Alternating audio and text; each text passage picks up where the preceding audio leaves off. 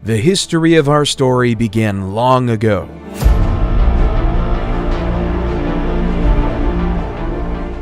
At one point in time, around 3 billion years ago, we were floating around as little tiny atoms in the little petri dish of the world. Fast forward to around 6 million years ago, and we see the emergence of the first hominids, the family of primates that include humans. 1.9 million years ago, Homo erectus was the first species to leave Africa and colonize other parts of the world. They had larger brains than their primate ancestors. Around 400,000 years ago, the first evidence of the Neanderthals. Their bodies were adapted to the cold environments of Europe and Western Asia. Their distinctive facial features were some of the most human-like ever seen. Then came us, the only surviving species of the Homo genus. But how did Homo sapiens rise into a global dominance through the mechanism of civilization?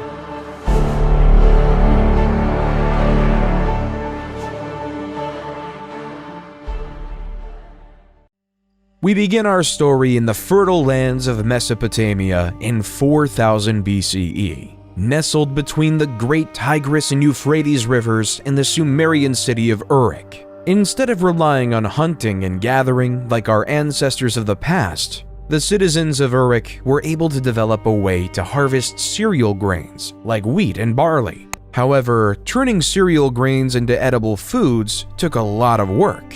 In the beginning, they had to use an invention called a hand mill, which consisted of 2 stones. As the grains were crushed between the 2 stones, the flour was collected in a container and stored for future use. This was the start of something great. This complex, strenuous process was our modern world's first example of agriculture. We no longer depended on hunting animals or picking berries for our food. Rather than using human ingenuity, we can create our own food source. This allowed Uruk to prosper into a place with over 50,000 residents. However, this change did have a change on the human body. The average height of men drastically shrunk from 5'9" to 5'3", and for women they shrunk on average from 5'3" to 5 feet. Instead of being the super athletes we were of the past, we were smaller, less noticeable farmers. People also became landlocked, changing the very essence of what it means to be human. In the early 3000 BCE, according to legend, King Gilgamesh began his rule as a Sumerian king of his region. One of the world's earliest poems, the Epic of Gilgamesh, describes the story of Gilgamesh and his quest for immortality. He meets a wise traveler named Utnapishtim, who tells a story of a great flood sent to destroy the world. Towards the poem's end, Gilgamesh says, "Life which you look for, you will never find. For when gods created man, they let death be his share, and life withheld in their own hands." However, by the end of 3000 BCE, the Akkadians ousted the Sumerians. Sargon the Great took power and conquered all of Sumeria.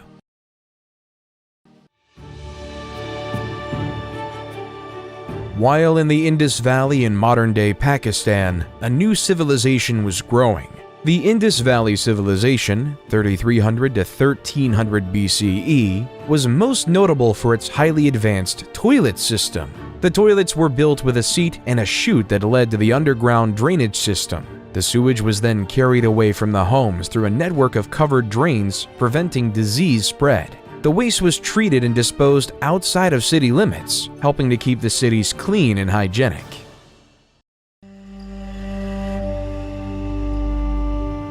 While in Egypt, they were more consumed with building pyramids than basic human plumbing.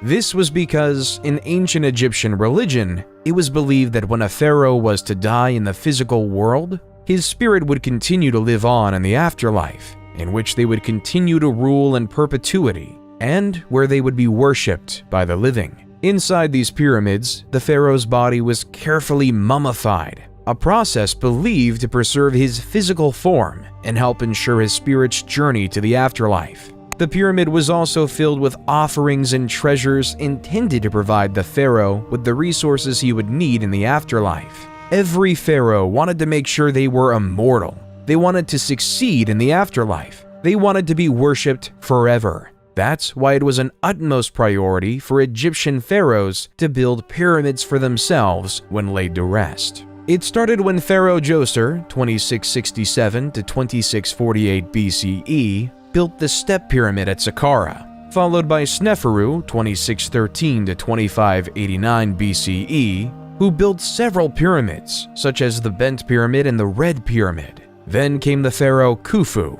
2589 to 2566 BCE, who built the famous Great Pyramid of Giza in a labor-intensive 20-year process, one that the world still marvels at today. Khufu was then followed by pharaohs Khafre and Menkaure, who built the slightly smaller second and third pyramids of Giza respectively.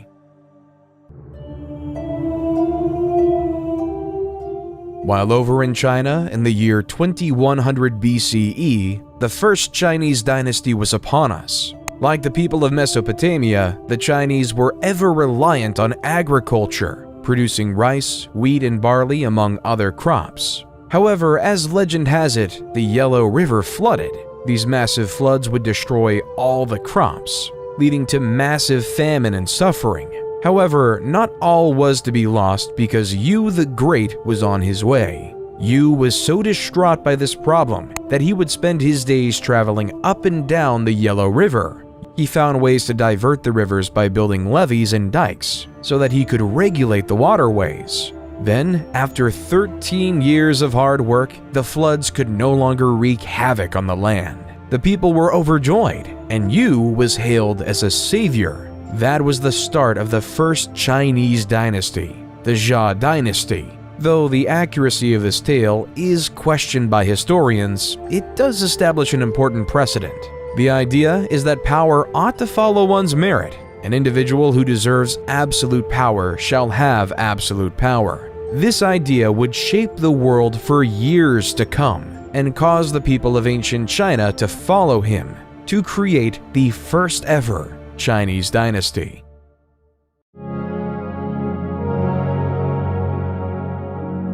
While back over in Mesopotamia, around 1772 BCE, a Babylonian king named King Hammurabi created the basis of the legal system as we know it today. Hammurabi ordered the creation of a 7-foot-tall, 2-foot-wide stone slab. Written on it was a system of 282 laws that each citizen of his kingdom was to follow. Such laws included various laws such as Law 1. If a man brings an accusation against another man, charging him with murder but cannot prove it, the accuser shall be put to death. Law 196. If a man destroys the eye of another man, they shall destroy his eye. Law 197 says, if he breaks another man's bone, they shall break it. Law 199. If he destroys the eye of a man's slave or breaks the bone of a man's slave, he shall pay 1/2 his price. However, what King Hammurabi did was create a society based on laws.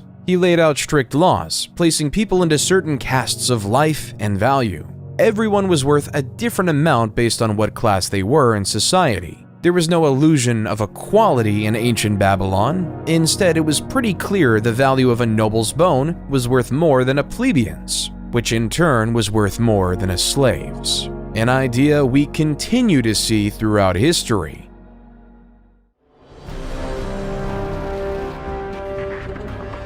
While in modern-day Turkey, a lesser-known civilization came to power.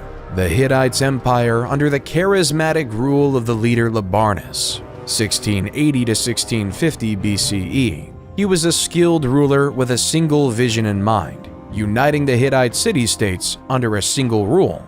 Labarnus led his army from city to city, conquering neighboring city-states and making alliances with their leaders. He was a shrewd diplomat, and he used his diplomatic skills to win over the hearts and minds of the people. Eventually, Labarnus became the ruler of all the Hittite city-states and established the empire. He was a just and fair ruler and was loved by his people. Under his rule, the Hittites prospered and their territory expanded, leaving them right next to their neighbors in Egypt.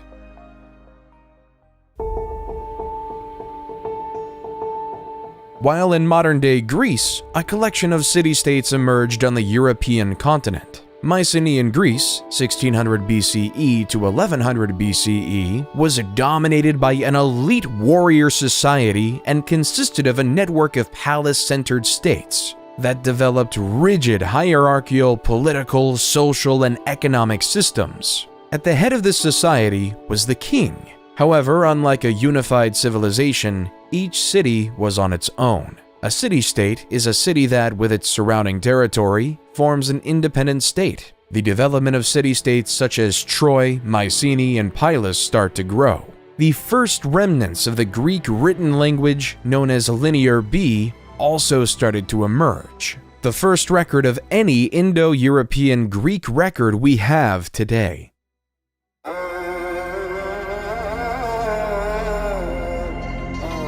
While back in Egypt, they started to create a social pyramid of another type, the Egyptian social pyramid. Like the Great Pyramid of Giza, it is more prominent at the bottom and tinier at the top. At the bottom lays the peasants and the slaves. They were responsible for doing all the manual labor. They worked on the lands. They would spend the day in and day out farming, producing food for all of Egypt. Then, when the season to farm was over for the year, they would work on the pharaoh's massive building projects, literally building the pyramids.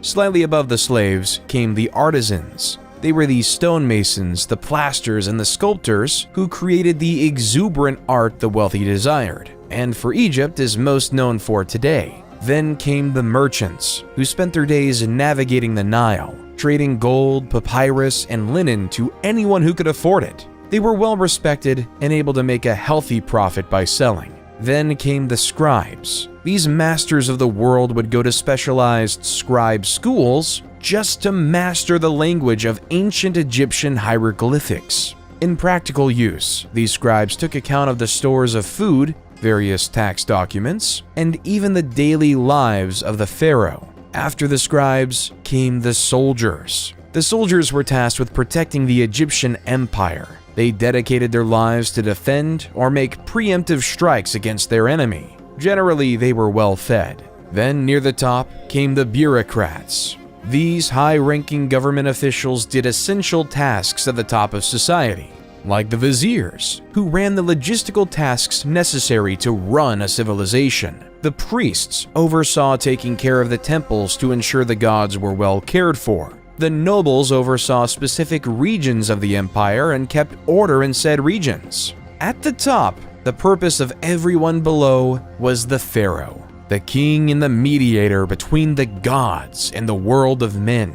The pharaohs will be known to be supreme, and all must succumb to it. When the pharaoh dies, he will be buried in a pyramid in which he will help eternally rule over the Egyptian empire. Egyptian society was created to serve the pharaoh. Taxes were taken from the farmers for the pharaoh, and artisans made unique crafts for it. The merchants ensured the pharaoh was well supplied with the needed goods. The scribes would follow the pharaoh and record his thoughts. The soldiers made sure his empire was protected. The bureaucrats did the jobs the pharaoh couldn't do, while the pharaoh sat at the top and communicated with the gods. Pharaoh Ramses II, 1279 to 1213 BCE, accomplished many extraordinary things by living in this social system. He orchestrated the construction of the Temple of Abu Simbel, the Ramesseum, and the Temple of Karnak. He was also able to grow the Egyptian empire and reconquer lands lost by other pharaohs, except for the land claimed by the Hittite Empire.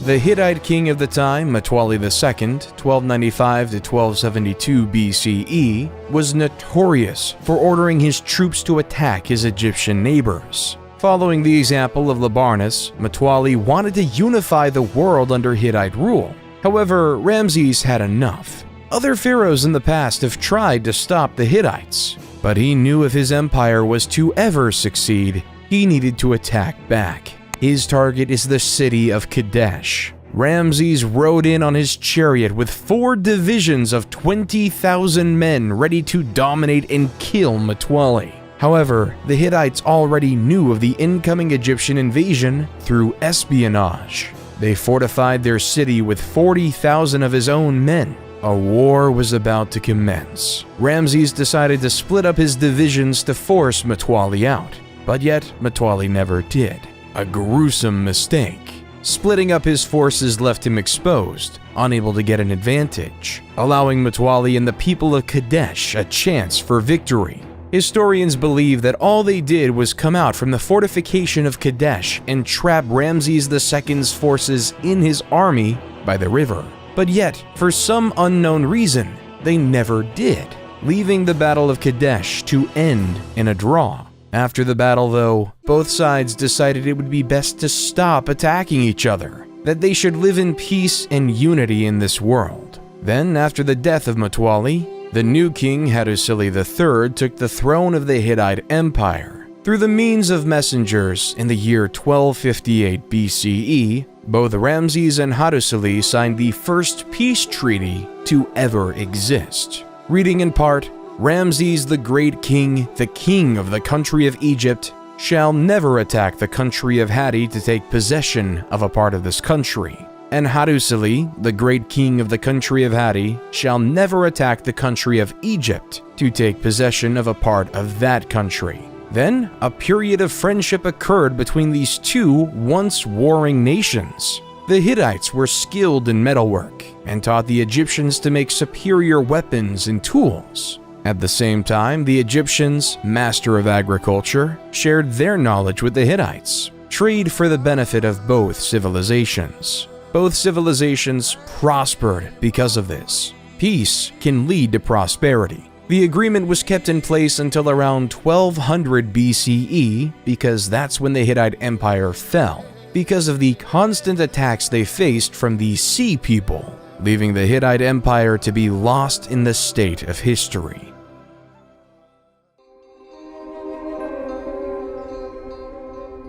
While on a continent far away, the first civilization in the Americas was taking foot in modern-day Mexico. The Olmec civilization, 1200 BCE to 400 BCE, is often considered the mother civilization of Native American civilizations. However, sadly though, not much is known about them, mainly due to their writing in a hieroglyph historians still can't decipher. One of the few remains we have are these 17 colossal stone heads. In Mesoamerican culture, there is this belief that the head alone could contain an individual's emotion, experience, and soul. We may not know their leaders' names like of other civilizations, like Ramses and Hammurabi. When looking through the eyes of a stone head, we can still feel their presence. And in some ways, they remain immortal, enshrined in history, for one day we may learn who they are. While in the east, the Zhou dynasty, 1046 to 256 BCE, in China was taking its stride. The Zhou dynasty gained power because of the failures of the less critical Shang dynasty. They believed in the idea of a mandate from heaven. This resulted in 4 principles in the Chinese dynastical structure that would be repeated repeatedly. 1. Heaven grants the emperor the right to rule. 2. Since there is only one heaven, there can only be one emperor at any given time. 3. The emperor's virtue determines his right to rule. And 4. No one dynasty has a permanent right to rule. A ruler in dynasty could lose the mandate from heaven, and the heavens weren't always on the side of the rulers. Over time, it will fade into another dynasty. The heavens would send signs of droughts, famines, floods, and earthquakes across the land, signaling they'd lost the blessing from above. This is how the Shang dynasty fell, and the Zhou dynasty grew to prominence. The Zhou dynasty brought another style of government and the creation of feudalism. The system was straightforward, leading to another social pyramid. At the bottom lay the peasants, who were tied to the land and whose job was to produce crops for the empire. Then came the soldiers, whose job was to protect the lands from foreign invaders. Then the lords, who owned the land and taxed the peasants a portion of their crops, who in turn, the lord gave some of their crops to the king. The person in charge of the whole empire, the king, would then receive more crops and become very wealthy. All profits go to the king, and all work goes to the masses. Why would anyone just settle for a life of farming day in and day out? There are two reasons for this phenomenon. The first reason was due to necessity. It took many more people to feed an empire and a family back then. And the second reason being philosophy. Towards the end of the Zhou dynasty, the beginning of Eastern philosophy was created. Confucius created a philosophy system justly named Confucianism, which is focused on the importance of respect, loyalty, and responsibility in all relationships in life. A central concept of Confucianism is called Li, which can be translated as rituals, customs, or manners. Li refers to the formal and informal social conventions that guide societal behavior. It is seen as maintaining order and harmony in social relationships, while Laozi created another philosophy called Taoism. The word Tao means the way or the path, and Taoism teaches that individuals should seek to align themselves with the natural flow of the universe, rather than fighting against it. Live your life as peacefully with yourself as possible. And don't worry about external things outside your control. Just focus on your farming. One of the most famous contemporaries from Taoism is the idea of yin and yang, representing complementary and interdependent forces in nature, such as light and dark, hot and cold, or masculine and feminine. Taoism teaches that by balancing these opposing forces, individuals can achieve harmony and fulfillment. Confucianism and Taoism made life bearable for ancient Chinese farmers. But as time progressed, the city-states that occupied ancient Greece grew. Around 800 BCE, the Greek city started to realize that the land they occupied was practically infertile, so to produce an essential staple of grain, they had to import it. Hence why the Greek states had to colonize the world around them. The city-state Miletus, at its height, had over 90 colonies throughout Europe, producing food for the Greeks. At its height, the Greek had set up colonies from modern-day Marseille in France to Rostov-on-Don in Russia. One of these new emerging city-states was Rome. As legend has it, Romulus and Remus were twin brothers abandoned by their parents and placed into the river Tibet. As the basket floated across the river, a female wolf discovered the two orphans and nursed them back to health. When Romulus and Remus became adults, they decided to find a city where the wolf rescued them. However, this created turmoil as both brothers wanted the site to be named after themselves. As Romulus and Remus fought relentlessly, eventually Romulus came up with the final blow and killed Remus, creating Rome in 753 BC. While the Greek city-states might have been colonizing, Cyrus the Great was about to take over an empire. At the time, the Persians were subjugated to the rule of the Medes Empire. According to legend, after his grandson Cyrus was born, King Astyages of Medes had a vivid dream that his little grandson would one day stage a revolt against him. King Astyages knew what to do and ordered his chief advisor to kill the baby. But the chief advisor gave the baby off to a shepherd to be raised instead. However, troubles weren't over for Cyrus. When he was 10, King Astyages found Cyrus. King Astyages wanted to kill him because the dream was very clear. This man will revolt against you. Yet, against his better senses, Cyrus was allowed to live. King Astyages' biggest mistake. When Cyrus was a man, he gathered his army and revolted against his maternal grandfather. The two, but as prophecy had it, Astyages surrendered in 550 BCE. However, Cyrus wasn't done conquering. He conquered Babylon and became the supreme ruler of Mesopotamia and even the Indus Valley civilization. The world was in Cyrus's hand. Cyrus then took over the Greek colony of Ionia in Asia Minor, leading a great Persian empire, and then he died, leaving it all in the air for the next great Persian king, Darius the Great.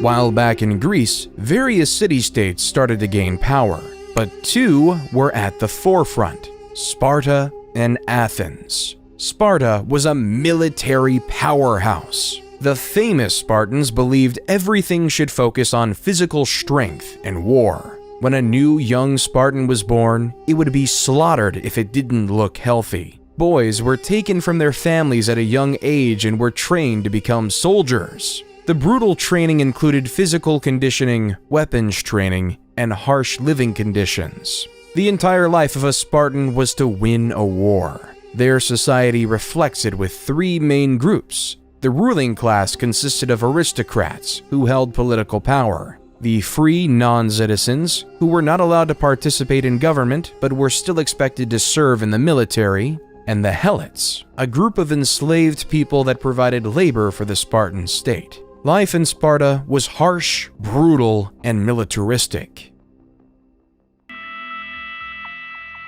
While their neighbors up north were experimenting with this idea of democracy, Athenian democracy was a highly complicated mess. There were two branches, the Council of 500 and the Assembly. The Council of 500 was selected randomly by a process known as sortition. Athens itself was made up of 10 different tribes. Each tribe was responsible for providing 50 citizens to serve for 1 year in the Council of 500 via random selection. Each eligible citizen would be given a personalized token. Those tokens were inserted into a particular machine called a clariturion. This long-lost technology included tubes and balls, which somehow selected 50 residents of each tribe to join the illustrious Council of 500. While in the Assembly, there was a system in place that said that every single citizen had a vote. Of course, to be a citizen, you had to be a male and not a slave, and either born in Athens or to Athenian parents. The Council of 500 would create the agenda for the main assembly to vote on because over 30,000 people could have a vote at any given time. It was total chaos. So to quell this, the council would nominate 9 presidents the morning of the meeting, and it was their job to ensure all the rules and procedures were being followed. Since they were appointed right before the assembly met, they were almost impossible to bribe. Somehow, the assembly would loudly vote on whether a bill would pass. They would vote on matters like appointing generals, various laws, and other government bureaucracy. However, not everyone liked this Athenian democracy. The famous Greek philosopher Plato thought the idea was barbaric. In Book 6 of his seminal book, The Republic, Plato writes, "The true navigator must study the seasons of the year, the sky, the stars, the winds, and all the other subjects appropriate to his profession if he is really fit to control the ship.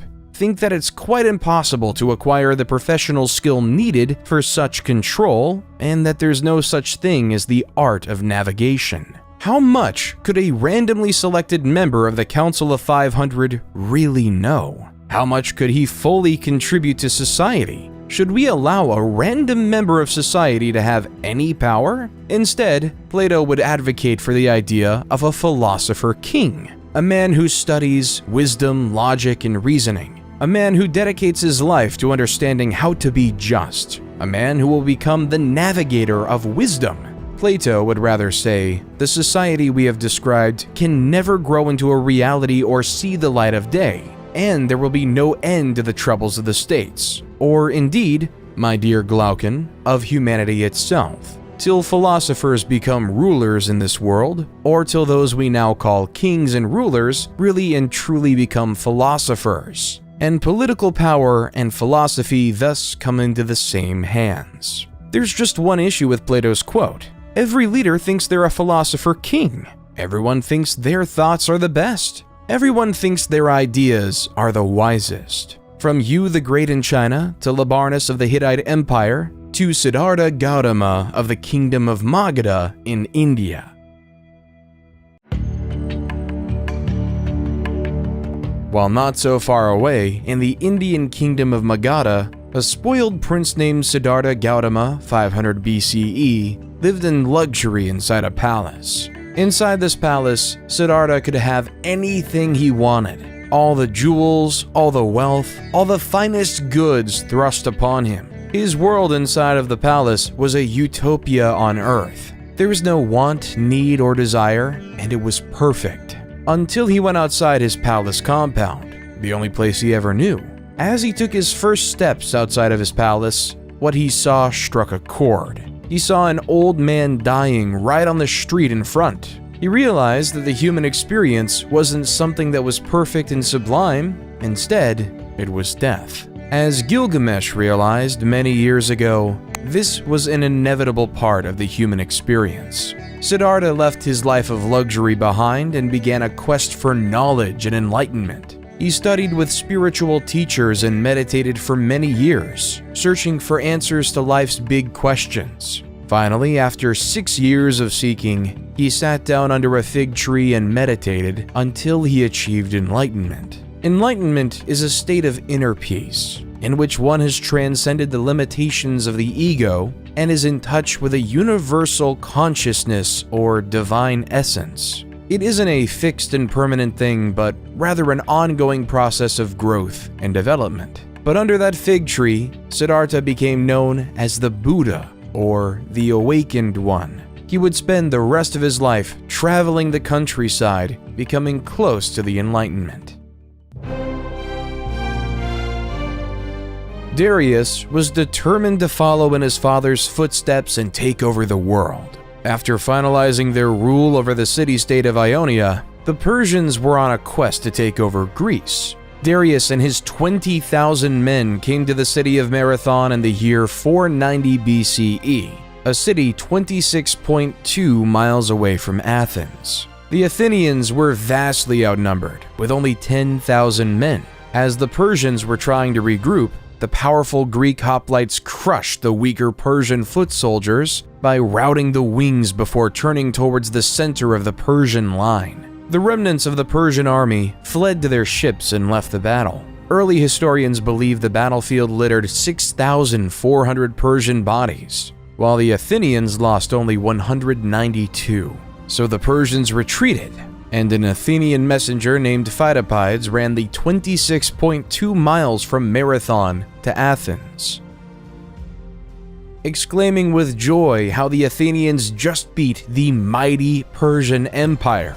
All of Athens went crazy with this fantastic news, hence leading the Pheidippides' historic trek to be sketched into history as the world's first marathon. However, the Persians weren't done, even with Darius I dying of mysterious circumstances. His son, Xerxes I, took over the crown and wanted to complete his grandfather's legacy. In 480 BCE, Xerxes I wanted revenge, so he brought his enormous invasion force of over 100,000 soldiers and was dead set on conquering Greece. Then, at a narrow pass at Thermopylae, the Spartan king Leonidas had his force of 7,000 Spartans maintain the defense. Leonidas knew of his disadvantage and developed a bold and daring plan to defeat the Persians. Rather than waiting for the Persians to attack, Leonidas ordered his soldiers to make a surprise attack on the Persian camp, catching the Persians off guard and disrupting their formation. Despite their success, the Greek army was ultimately overwhelmed by the Persians, who attacked from all sides and eventually broke through the Greek defenses. Leonidas and his soldiers fought with courage and determination. Still, they were ultimately defeated. Then came the Battle of Salamis, where the Greeks could change the tilt of the war in a naval battle between the 500 Persian trireme and 300 Greek trireme. It didn't look good for the Greeks. Still, the great Athenian general, Themistocles, employed his plan to move the Persian fleet into the narrow straits of Salamis and hit the enemy fleet so hard that it had nowhere to retreat. After a massive sea battle, Themistocles won Greece the victory and changed the face of the war. The Persians still had their goal: conquer the Greek city-states. Xerxes had returned to Persia, leaving Persian General Mardonius in charge of the Persian force for most of the significant battle yet. After diplomatic talks ceased, Persia knew they had to attack. As the Persians sent their troops to Plataea, the Greeks knew they had to work together. With 30 various Greek city-states working together, they were able to field a massive 110,000 hoplite army with the primary purpose of defeating Persia, though that was nothing compared to the estimated 150,000-man army of Persia. The battle was fierce and intense, with both sides fighting with ferocity and determination. The Greek hoplites continued to be effective against the Persian cavalry and archers. The Greeks also strategically used the terrain, fighting on a slope that helped offset the Persian numerical advantage. In the end, the Greeks defeated the Persian forces and secured a decisive victory. The Persians suffered heavy losses, and Mardonius was killed in the fighting. The Battle of Plataea marked the end of the Greco-Persian Wars and the Persian threat to Greece.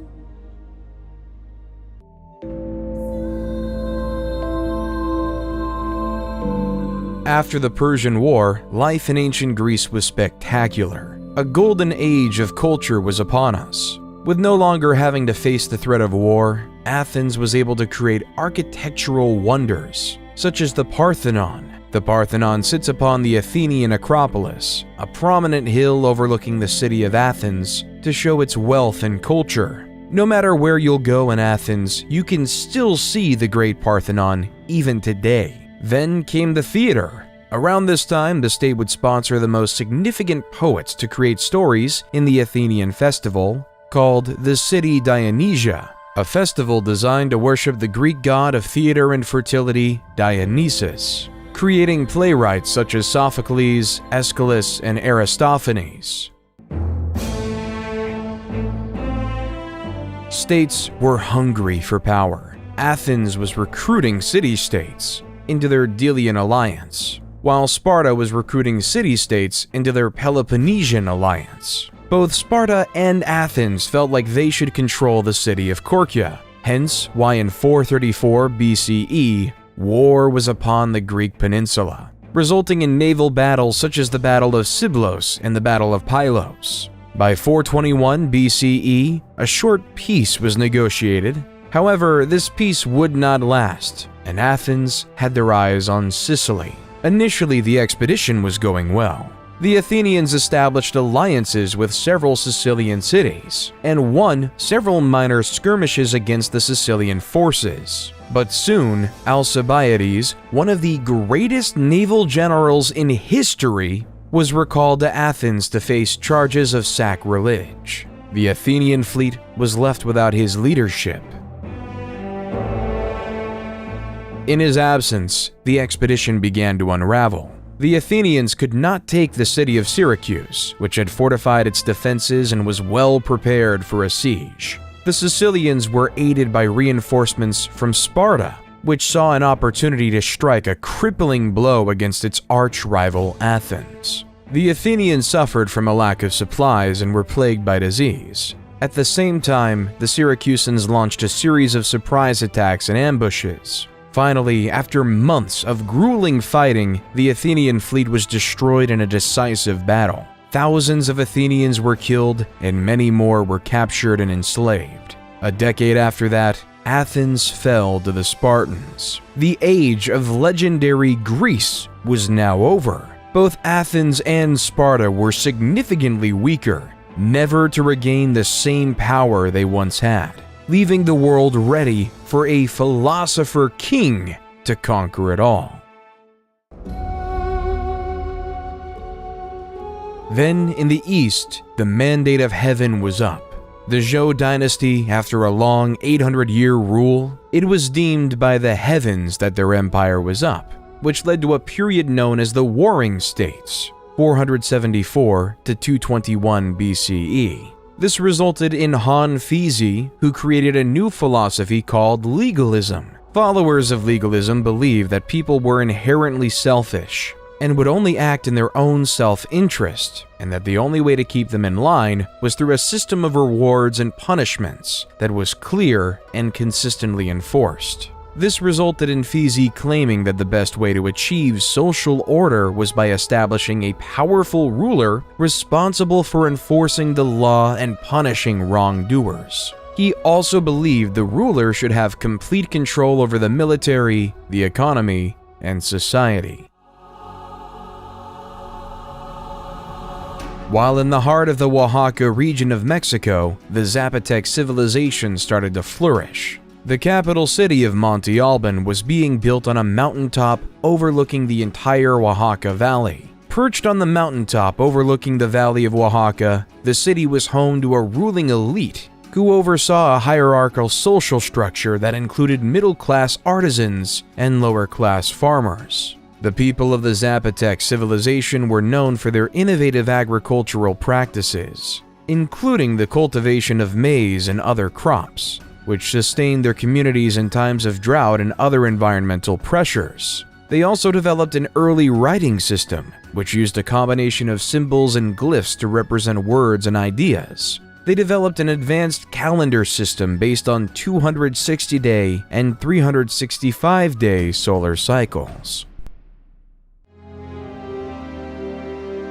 In Greece, during the year 356 BCE, in the city of Pella in the Kingdom of Macedon, the greatest commander in history was born. Alexander the Great grew up knowing he would be a leader, and was the son of King Philip II and Queen Olympia. But the teacher was much more impressive. Since he was a kid, Alexander was tutored by Aristotle. Aristotle is the man who is known as the father of logic. He created the fields of biology and taxonomy by introducing a way to think called the scientific method, a method that is still taught in schools to this day. He also wrote extensively about philosophy, ethics, and art, changing the face of the world as we know it today.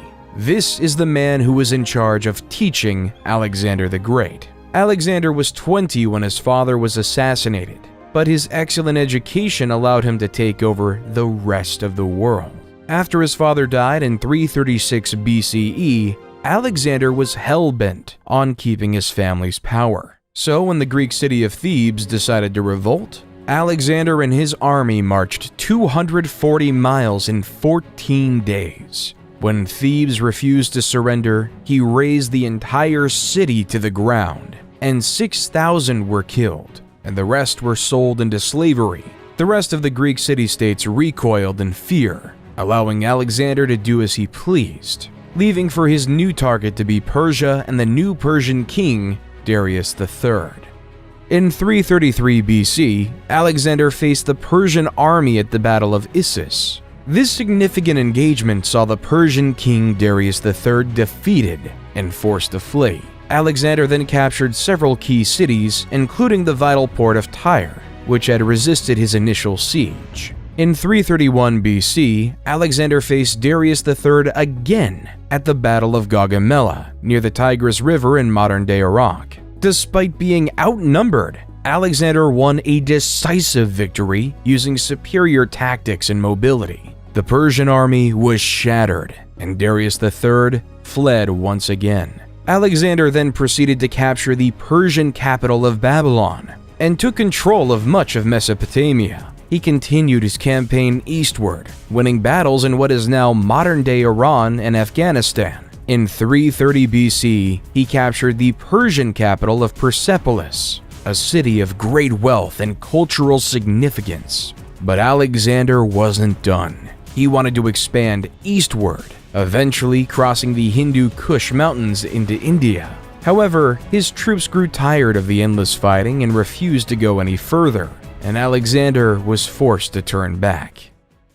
However, after Alexander failed in the Indian subcontinent, a powerhouse emerged in India called the Mauryan Empire. At its height, it spanned over much of India, Pakistan, Bangladesh, and Afghanistan. However, this conquering came at much of a cost for its leader Ashoka the Great. In 261 BC, after the death of his parents, Ashoka decided that his empire needed to expand. In his sights, the kingdom of Kalinga. The war was bloody, the war was fierce. Over 100,000 people died. Ashoka couldn't sleep with himself. He didn't know how to deal with his actions that resulted in so much death. So he turned to the teaching of the Buddha. Under Ashoka's rule, the Mauryan Empire became known for supporting Buddhist teachings and promoting nonviolence. Ashoka issued a series of edicts inscribed on rocks and pillars throughout the empire, that promoted principles such as kindness, respect for all religions,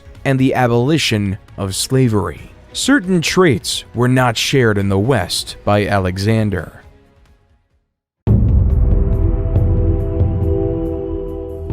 In the West, it was deemed honorable to die in combat, and a hero's death would be remembered forever. A farmer will die in anonymity. Alexander died a few years later in Babylon at the age of 32. Throughout his expedition, Alexander was spreading Greek ideas founded by his once wise teacher, bringing the rise of Greek ideals across the land, starting the seeds of the Western cultures we see today. Once Alexander died, his empire just could not sustain itself. His generals feuded as to who should be the leader of this great empire. Everyone wanted power, yet in fighting, left to waste in oblivion. Eventually, in 323 BC, after senseless wars, the Greek generals divided the world into three major empires: the Ptolemies in Egypt, the Seleucids in the east, and the Antigonids in Greece.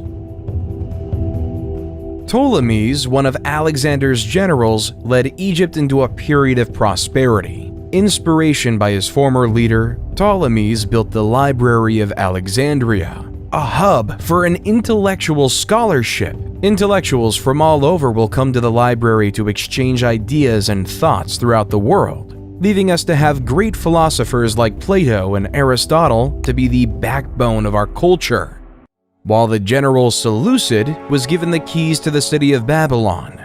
Babylon at this time was a cultural hub melting Greek, Persian, Indian, and Central Asian cultures. Seleucid, though, preferred Greek ideas and Greek language. The Seleucid Empire was at its height during the reign of King Antiochus III, 223 BC to 187 BC. Under King Antiochus III, the Seleucids encompassed a vast territory from modern-day Turkey to modern-day Pakistan, one of the largest empires on record until the rise of the Romans.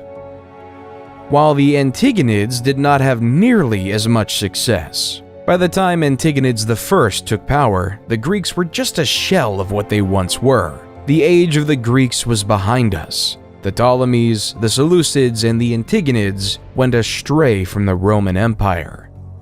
However, for Rome to rise, it had to face a powerful foe, Carthage. Both Rome and Carthage had a desire for the same city-state, Messina, on the island of Sicily. This would give either civilization a foothold to grab power in the Mediterranean.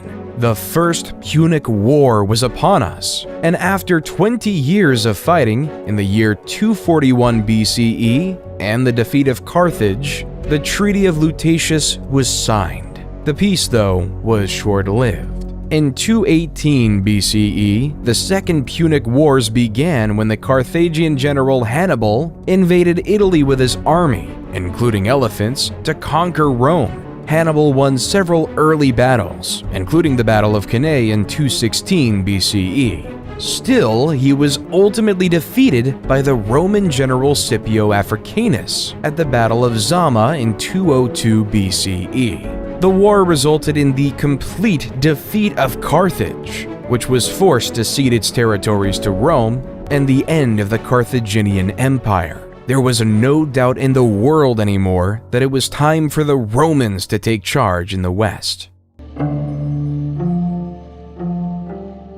While in the East, after the end of the Warring States period, Qin Shi Huang and the Qin dynasty were an absolute power. 221 BCE to 206 BCE, Qin was determined to turn diverse China into a unified Chinese empire. He divided the lands into 36 command areas supervised by a governor, military commander, and imperial inspector. It was expected that you followed the will of Qin or else you would face harsh penalties. The basic ideas of legalism in action, strong government, harsh laws, and inheriting knowing that humans were necessarily selfish. However, their mandate from heaven ran quite quickly. After Qin Shi Huang's death, China was in turmoil with another dynasty on foot.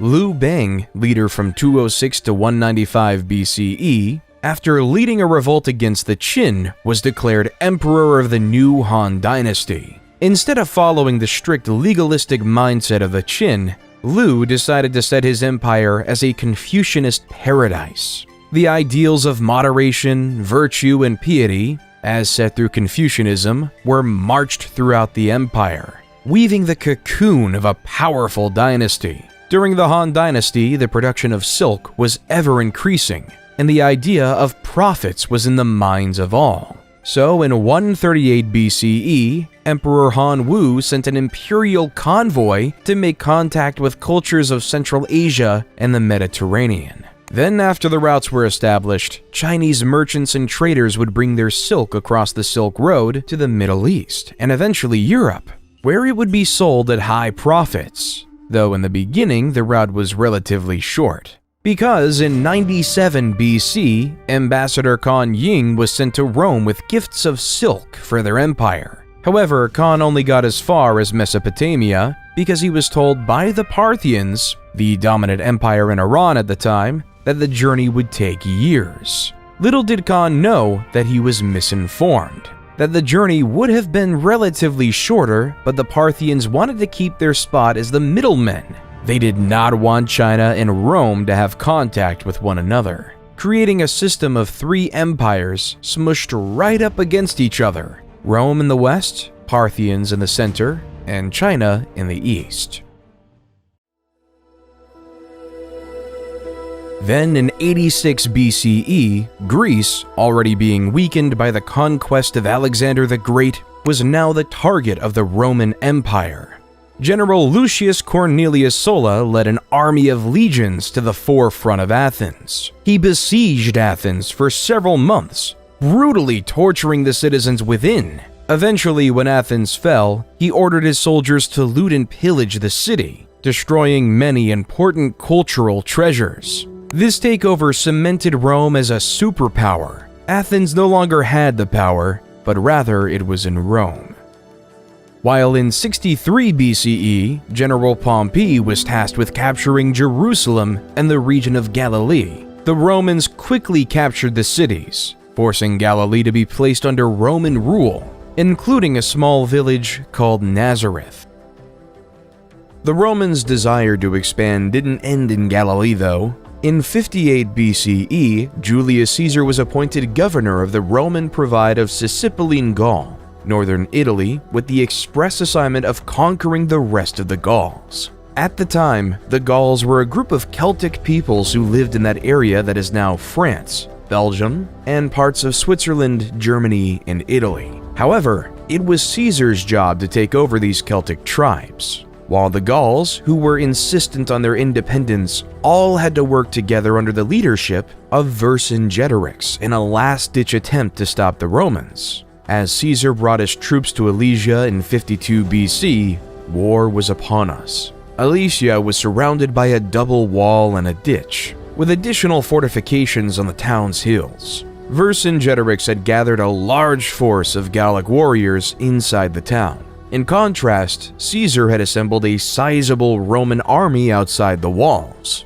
Caesar realized that a direct assault on the town would be complex, so he surrounded the Gallic forces and starved them into submission. He ordered the construction of a series of fortifications around Alesia, including a circumvallation wall that encircled the town, and a second wall and ditch that faced outward to defend against any attempts to break out. Over several weeks, Caesar's forces engaged in a grueling siege of Alesia, with both sides suffering heavy losses. The Gallic warriors inside the town made several attempts to break out, but they were repelled by the Roman forces. The tide of the battle turned in favor of the Romans when a second Gallic army, led by Vercingetorix's ally Commius, attempted to relieve the siege. Caesar sent a detachment of his forces to intercept the Gallic reinforcements. After a fierce battle, the Roman soldiers emerged victorious. With his forces surrounded and facing starvation,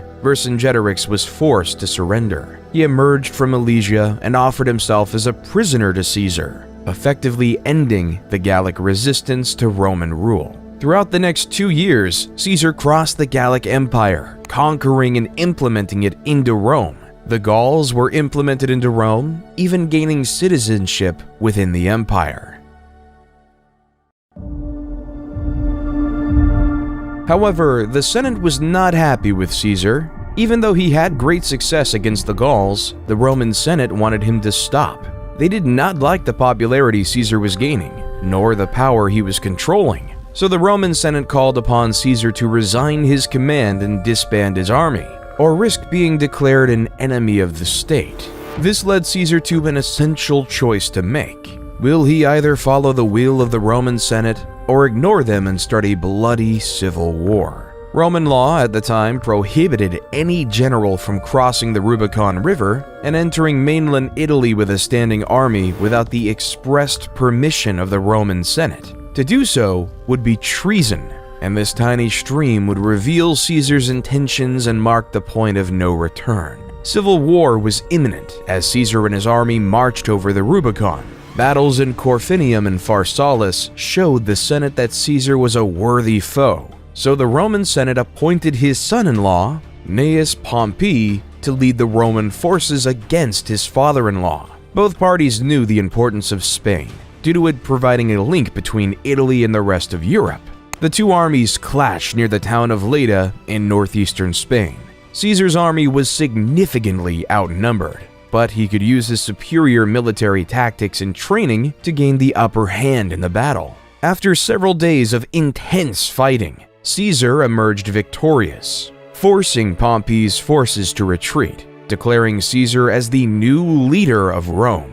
When Caesar made it back to Rome, the crowds were chanting, "Hail Caesar! Hail Caesar!" The people then decided that he would be the dictator of Rome for life. Caesar immediately set to work, implementing a series of reforms and policies aimed at improving ordinary Romans' lives and strengthening the central government's power. He ordered the construction of new infrastructure, such as roads, bridges, and aqueducts, which helped to connect different parts of the city and improve trade and commerce. Caesar also enacted a series of political and social reforms, including granting citizenship to many people living in the Roman Empire and creating new laws and customs that were based on Roman practices. He encouraged the spread of the Latin language and culture throughout the city and established the Julian calendar, which is the basis of the calendar we use today. However, Caesar's reign was short-lived because 2 years later, in 44 BC,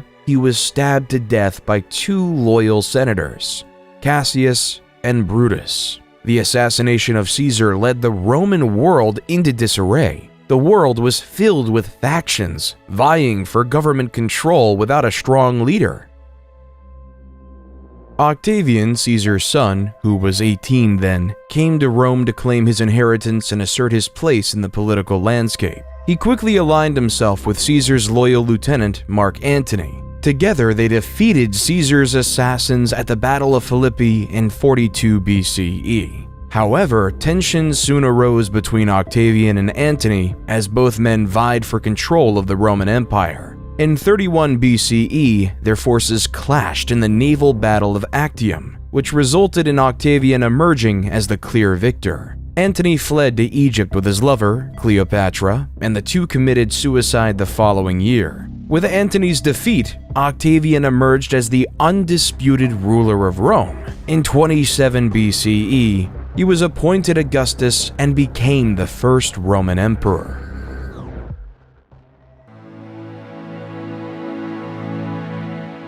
During Augustus's reign, a man who would change the world was born in the Roman-occupied city of Bethlehem, Jesus Christ. The Gospel of Luke says, "In those days a decree went out from Caesar Augustus that all the world should be registered.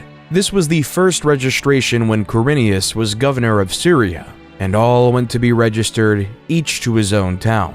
Luke 2:1-3. This census was an essential factor in Roman society, because it established the population counts in these various communities, making it possible to tax these various citizens. So the highly pregnant Mary and her betrothed husband Joseph had to travel 90 miles on foot from Nazareth to Bethlehem to complete this legally required Roman census. When they arrived in Bethlehem, many other descendants of the King of David, or members of the Jewish faith, were also going to Bethlehem for the census. They found out that there was no room for them in the inn, so they were forced to take shelter in a stable where Mary gave birth to Jesus. Jesus was later named King of the Jews. After Jesus' birthday and the completion of the census, Mary and Joseph returned to Nazareth with their extraordinary son.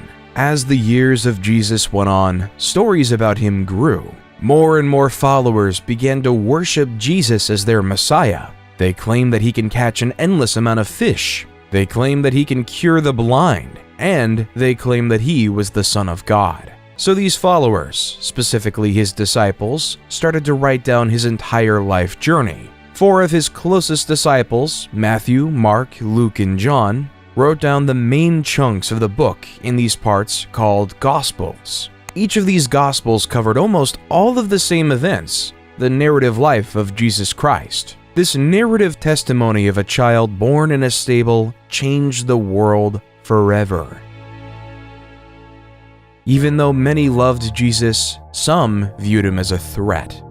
Emperor Tiberius succeeded Augustus and reigned from 14 AD to 37 AD. Tiberius was notorious for his delators, a network of informants rewarded for spying and reporting on suspected traitors and criminals. Criminals reported on by the delators had to face a treason trial, often resulting in executions or forced suicides. His prefect of Judea at the time, Pontius Pilate, was no stranger to the harsh punishment of traitors. As Jesus was influencing more and more people, he became more of a political threat. So, following the guidelines of Emperor Tiberius, Pilate was given no practical political choice other than to execute Jesus on the cross.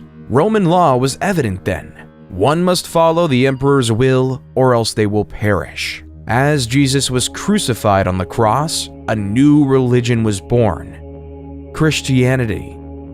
In the beginning, Christianity was just a small sect of Judaism. Nevertheless, its growth would be unparalleled.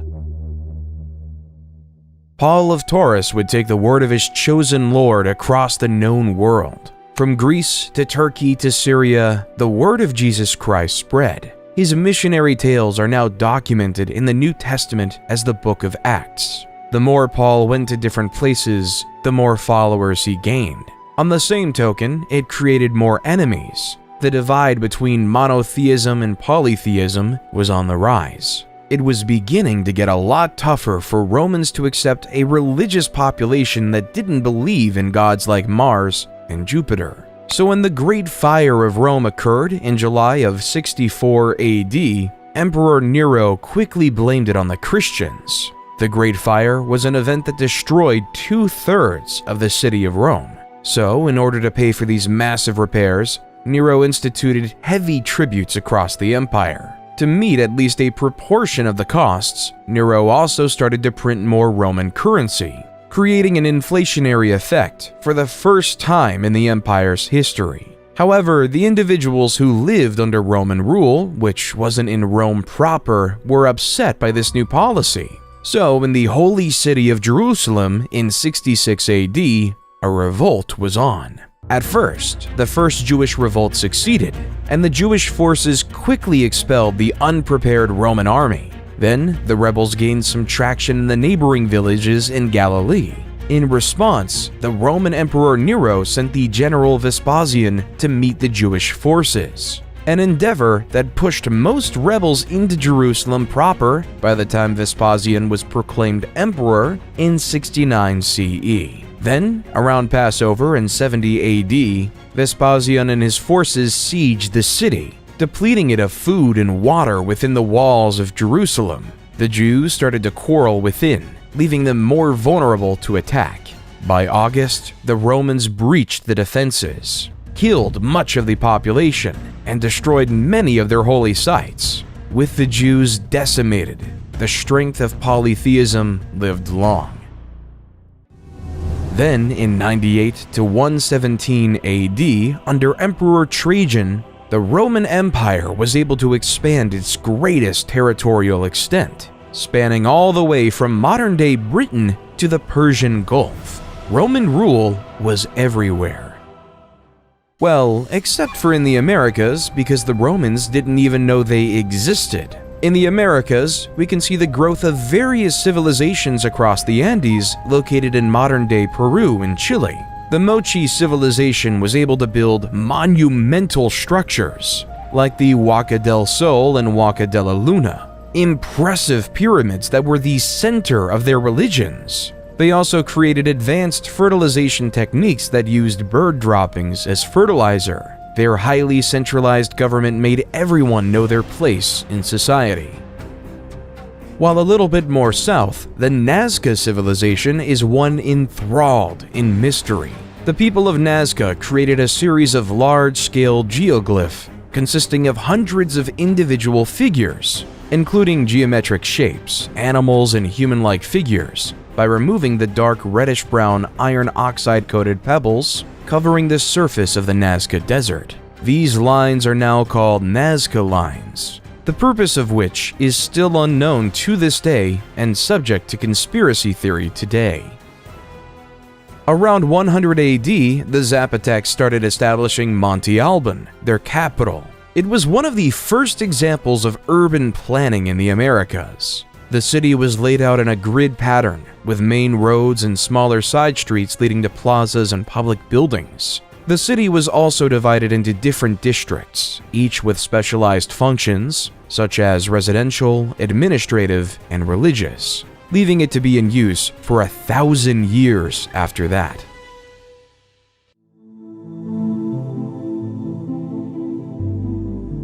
While back in Rome, after the end of Trajan's reign in 117 AD, a new emperor with a purpose was in hand. Hadrian was a man tasked with a near impossible, keeping the massive Roman Empire under one rule. He first had to deal with a crisis with the newly colonized Roman Britain. Like their predecessors in Judea, the Roman Brits did not like being Roman, so they started to cause unrest, and in the eyes of Hadrian, a real threat of revolution was on his mind. So Hadrian had ordered a massive wall, aptly named Hadrian's Wall, which spanned almost coast to coast, keeping it sunk in the conquered people's minds that the Romans were here, staving off revolution in one region. However, in Galilee, things weren't as peaceful. Simon Bar Kokhba led a rebellion of the Jewish people to free themselves from Roman rule.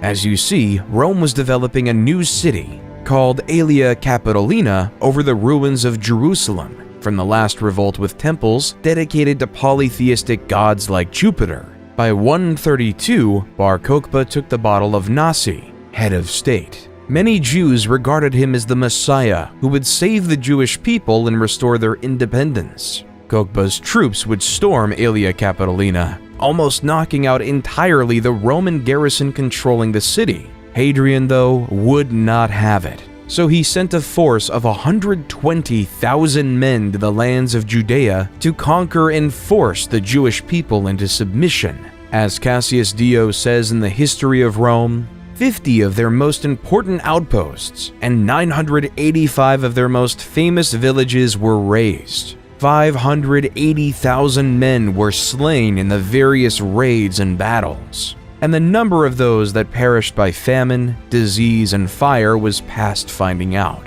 Thus, nearly the whole of Judea was made desolate. History of Rome 69.14, 1-2.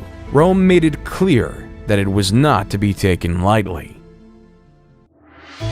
While in China, the message was quite different. The ideas of Buddhism were spreading, along with the Chinese philosophies of Confucianism and Taoism, and built a dynasty. These three philosophies worked together to make the Han Dynasty stronger and more united in many ways.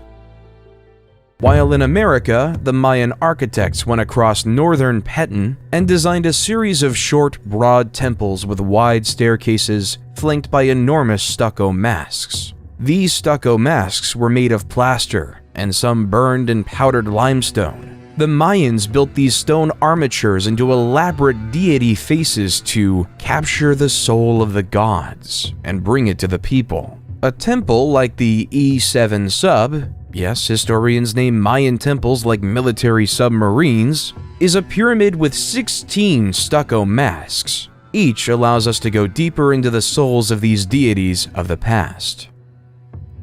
In the Middle East, a new empire was emerging with roots in the past. A man named Ardashir claimed to have royal blood that traced all the way back to Cyrus the Great. Ardashir claimed that he should be the true ruler of the Persian Empire, not those frauds of the Parthians. Ardashir was able to unite the various tribes of Persia. In 224 AD, Ardashir I led his forces against the Parthian king Artabanus V in a significant battle at Hormozgan. The Sasanian forces, known for their cavalry, defeated the Parthians and captured Artabanus V. With this victory, Ardashir I declared himself king and established the Sasanian Empire. Ardashir I quickly established a centralized government and built a new capital at Ctesiphon on the Tigris River. He re-established the Zoroastrian religion, which had been suppressed by the Parthians as the empire's official religion. He also built a powerful military machine with skilled cavalry and archers. He began to expand his territory by conquering neighboring regions. As the Parthians were on their way out, so were the Han. The Han dynasty's downfall was marked by political instability, economic problems, external threats, internal rebellions, and power struggles. The weakening of central authority allowed regional warlords to seize power, and the government's attempts to address economic issues were unsuccessful. External threats and rebellions weakened the dynasty even further. A warlord named Cao Pi declared himself emperor and established the Wei dynasty, officially ending the Han dynasty.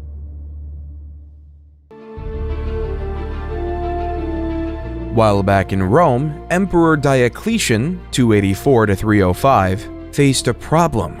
Rome was becoming too large and impossible to manage. So Diocletian created the Tetrarchy and divided the region into 4, where each region was governed by a separate emperor. Within the Tetrarchy, there were 2 types of emperors, Augustus and Caesars. Diocletian chose Maximian to be his equal to Augustus. In contrast, Galerius and Constantius were appointed to be Caesars. However, this system created uncontrolled chaos and anarchy. Each emperor had desires for power and ambition, and it all came to a head in 305 when power shifted. Both Diocletian and Maximian retired, and in 306, Constantius died. 3 out of the 4 original leaders were left out of the system, leading to a power vacuum to come. Emperor Constantine the Great was appointed by his father's army unilaterally as an Augustus and a Caesar at the same time to replace his father.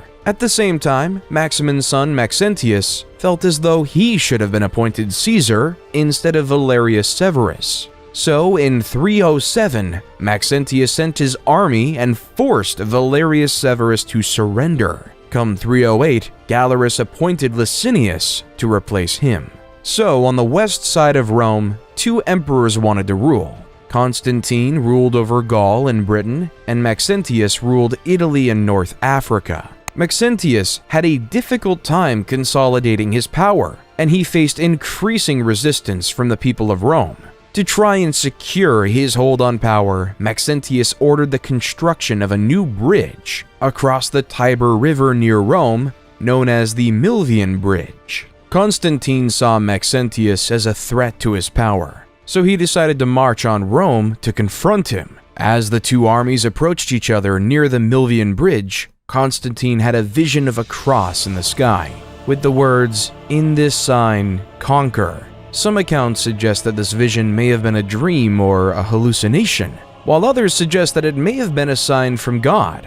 Regardless of the nature of the vision, Constantine took it as a sign that he would be victorious in battle if he fought under the sign of the Christian cross. He had his soldiers paint this symbol on their shields and banners, and he went into battle with renewed vigor and confidence. The battle was fierce and brutal, with both sides suffering heavy losses. Maxentius had a larger army, but his troops were spread out and disorganized. Constantine was able to take advantage of this, and he was able to push Maxentius's forces back towards the Tiber River. In the chaos of the retreat, Maxentius was forced off the Milvian bridge and into the water, where he drowned. Shortly after his victory, Constantine met Licinius at Mediolanum, modern Milan, to confirm several political and dynastic arrangements to produce the Edict of Milan.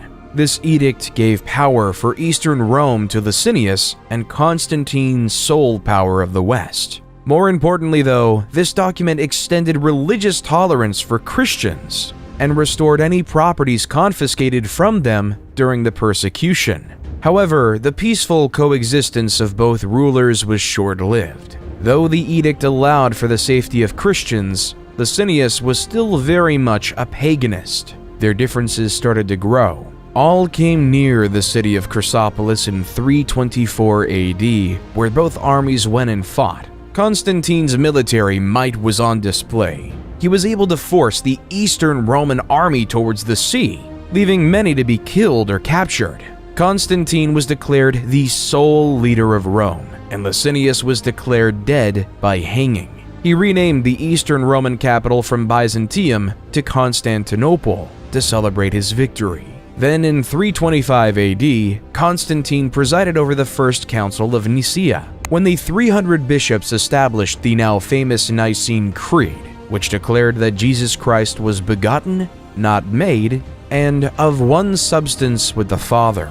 Constantine was finally baptized as a Christian on his deathbed in 337 AD.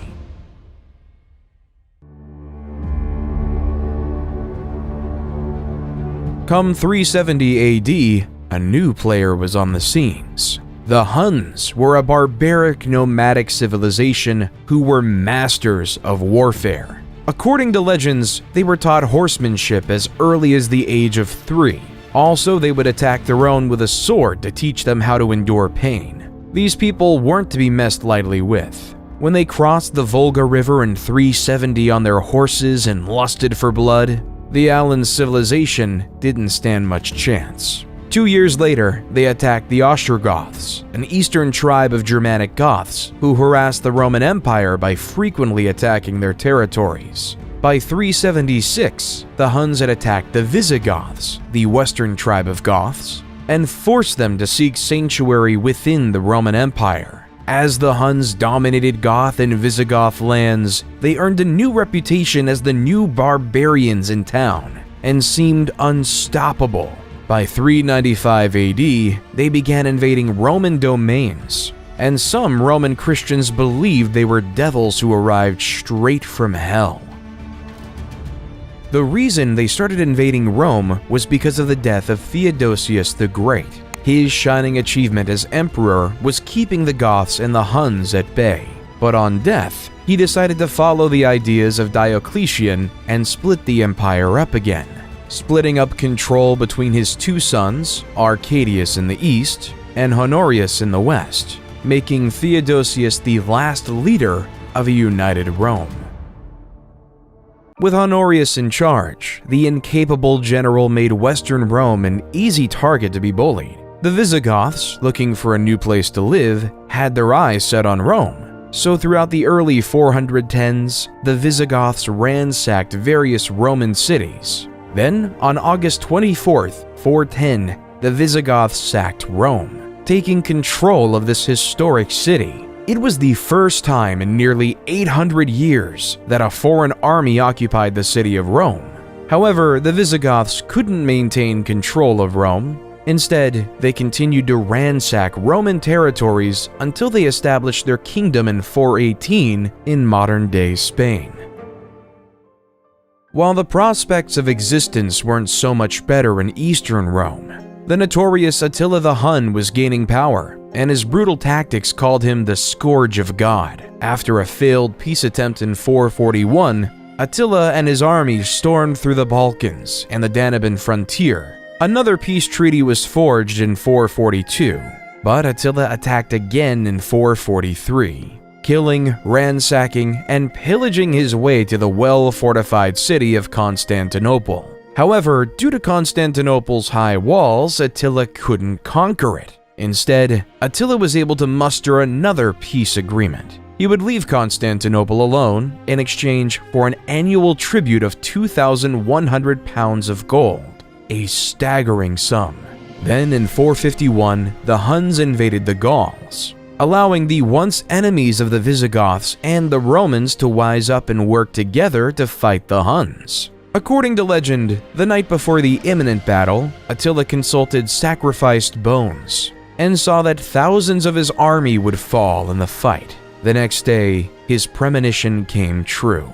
In the Battle of the Catalaunian Plains, after hours of ferocious fighting, tens of thousands of soldiers lay dead, giving Attila his first and only military defeat in history. However, even after the loss, Attila and his army marched on and returned to Italy, continuously ravaging the cities. In 452, with Rome in sight, he met Pope Leo I, who acted as an emissary between Attila and Rome. There's no record of what they discussed. Still, according to legend, the apparitions of St. Paul and St. Peter appeared to Attila. They threatened to kill him if he didn't negotiate with Pope Leo I. Attila decided to pull out of Italy and return to the Great Hungarian Plain, whether because of his fear of the Pope and his saintly allies, or because of his troops were stretched too thin and weakened by malaria. However, the struggle for Western Rome wasn't over. In 476 AD, the young Emperor Romulus Augustus had trouble keeping power for himself, as many Romans felt he was illegitimate. So the Eastern Roman Empire sent the Germanic general Odoacer and his mercenaries to suppress a revolt by the Roman army in the region. However, instead of supporting the Eastern Roman Empire, Odoacer saw an opportunity to seize power for himself. He turned against the Roman government and deposed the last Western Roman emperor, Romulus Augustus, effectively marking the end of the Western Roman Empire. As the steps of his victory, Odoacer was declared the King of Italy. However, Odoacer's victory was short-lived, because in 493, Theodoric the Great of the Ostrogoths, with the support of Eastern Roman Emperor Zeno, came in and created the Ostrogothic Kingdom of Italy, sending Odoacer to meet his fate. While Europe was in the crux of a dark age, India, under the Gupta Empire, was in a mathematical golden age. Great mathematicians like Brahmagupta started using zero as a placeholder and as various solutions for mathematical equations. The astronomer Aryabhata was able to calculate the circumference of the Earth. He proved the world was round long before it was globally accepted. Aryabhata was also able to develop methods for calculating pi and square roots. However, his crowning achievement was creating the concept of an asymptote, which is a line that approaches the curve but never touches it.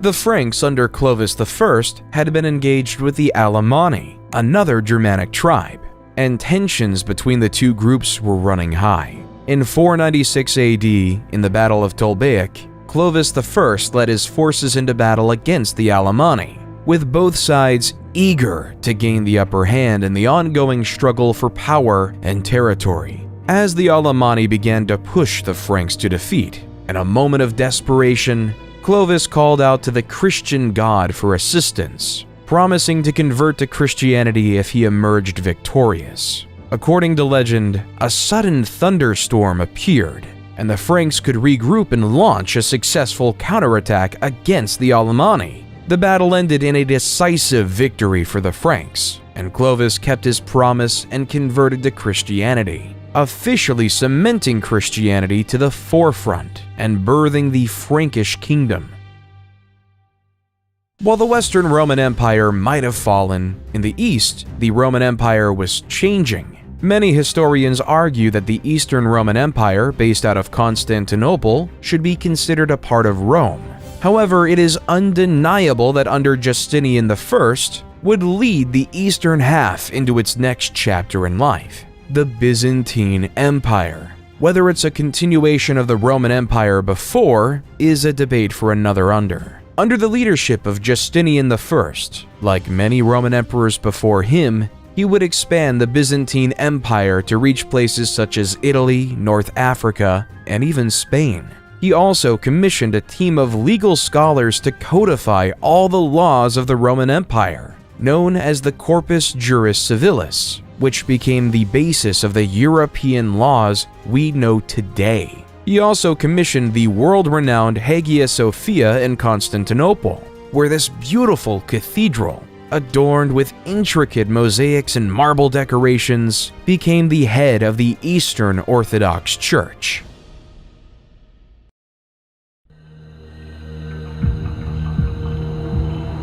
However, Jesus wasn't the only prophet at the time. In the small town of Mecca, a nomadic tribe called the Quraysh gave birth to a man who would change the religious world yet again: Muhammad. Muhammad was orphaned at an early age and was raised by his grandfather and later his uncle. As he grew up, he worked as a merchant, which earned him the nickname Al-Amin, meaning the trustworthy. On one of his pilgrimages in 610, Muhammad meditated in a cave on Mount Jabal Nur. The angel Gabriel appeared and relayed the word of God. Recite in the name of your Lord who creates a man from a clot. Recite, for your Lord is most generous, became the opening verses of Surah, chapter 96 of the Quran. At first, Muhammad was reluctant, not knowing how to disclose this information. However, soon enough, Muhammad began to gather a small following, which was mocked by the pagans of Mecca. However, when Muhammad denounced idol worship, the leader of Mecca knew that he was through. So through the resistance from Mecca, Muhammad and his followers were eventually forced to emigrate to Medina, a city 260 miles away. There, Muhammad was instrumental in ending various civil wars, creating a prosperous Muslim community. Nevertheless, this prosperity would be challenged by the members of Muhammad's old tribe, the Quraysh and their allies, who marched up to Medina with a large army to attack the Muslims. Muhammad devised a plan that they could defend the city if they dug a trench around its perimeter, making it near impossible for enemy forces to penetrate. For several weeks, the Quraysh tried to break through the trench, trying and trying yet again.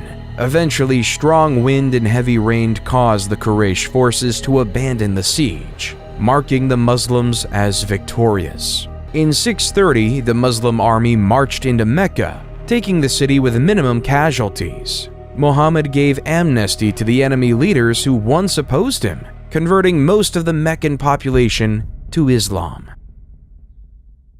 At the time of Muhammad's death, the Muslims had successfully united the Arabian Peninsula under the banner of Islam. After Muhammad's death, a series of caliphs or leaders took over the leadership of the Muslim community, beginning with Abu Bakr, a close companion of the Prophet.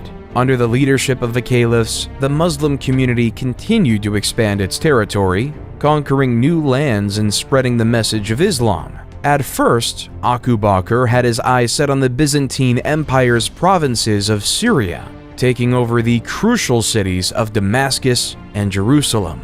Then in 636, the Arab forces invaded the Sassanid Empire, taking over their capital city in 637, marking the end of the Sassanid Empire. Onward to Egypt they went, where after years of fighting, they successfully defeated the Byzantine to take over the city of Alexandria in 642 AD, economically crippling the Byzantines. By 716, the Arab forces had conquered much of North Africa, Carthage, and Spain, so that by 716, the Arabs had an extensive empire from Lisbon to China. After consolidating their hold on the Iberian Peninsula, the Arabs launched raids into neighboring Francia, modern-day France. In 732 AD, they launched a significant invasion to expand their territory northward. The Arabs' forces, led by Emir Abdul Rahman al-Ghafiqi, quickly conquered several cities in the region, including Bordeaux and Tours. However, Charles Martel, the military leader of the Franks, assembled a large army to meet the Arabs in battle. The battle of Christianity versus Islam. Both empires wanted to keep their own faith. The Arabs wanted to impose their religion onto the Franks. The two forces clashed near Tours on October 10, 732 AD. The battle was fierce and lasted several days, with both sides suffering heavy casualties. In the end, though, Charles Martel and the Franks emerged victorious, and the Arab forces were forced to retreat back to Spain, ending the massive expansion of the Arabic Empire.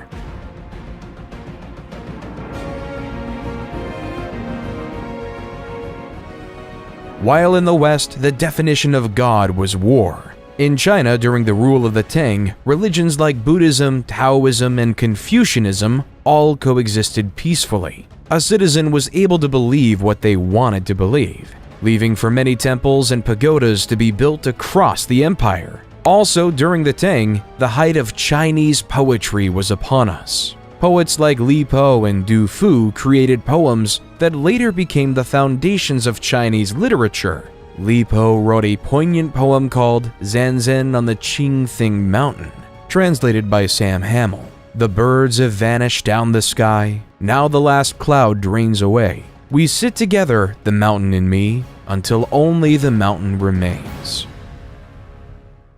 Charlemagne, also known as Charles the Great, became the king of the Franks in 768. Charlemagne was a skilled military leader who expanded the Frankish Empire through successful campaigns. He conquered much of Western Europe, including modern-day France, Germany, Italy, and Spain. Charlemagne was also a devout Christian and worked to spread Christianity throughout his empire. In 785, Harran was declared caliph instead of focusing on conquering like his brethren. He instead focused on the scientific growth in the new capital city of Baghdad. Harun al-Rashid wanted to create the House of Wisdom, a library and research center that attracted scholars from around the world. These scholars would come to the House of Wisdom with the desire to learn. They've translated the works of the past, as well as developing the science of algebra, chemistry, sociology, and the concept of infinity. While the Vikings had a different idea of progress. The Vikings were a group of uncivilized pagans from modern-day Scandinavia who wanted to gain material wealth. So June 8, 793 AD marked the beginning of the Viking Age in Europe. Lindisfarne was a small, isolated island off the northeast coast of England that was home to a famous monastery and considered one of Europe's most important centers of learning. On the day of the raid, a group of Viking warriors, likely from Norway or Denmark, landed on the island and attacked the monastery. The Vikings pillaged the monastery, killing many monks and taking others as slaves. The raid was a brutal and unexpected attack on a place of great religious and cultural significance, and it sent shockwaves throughout Europe.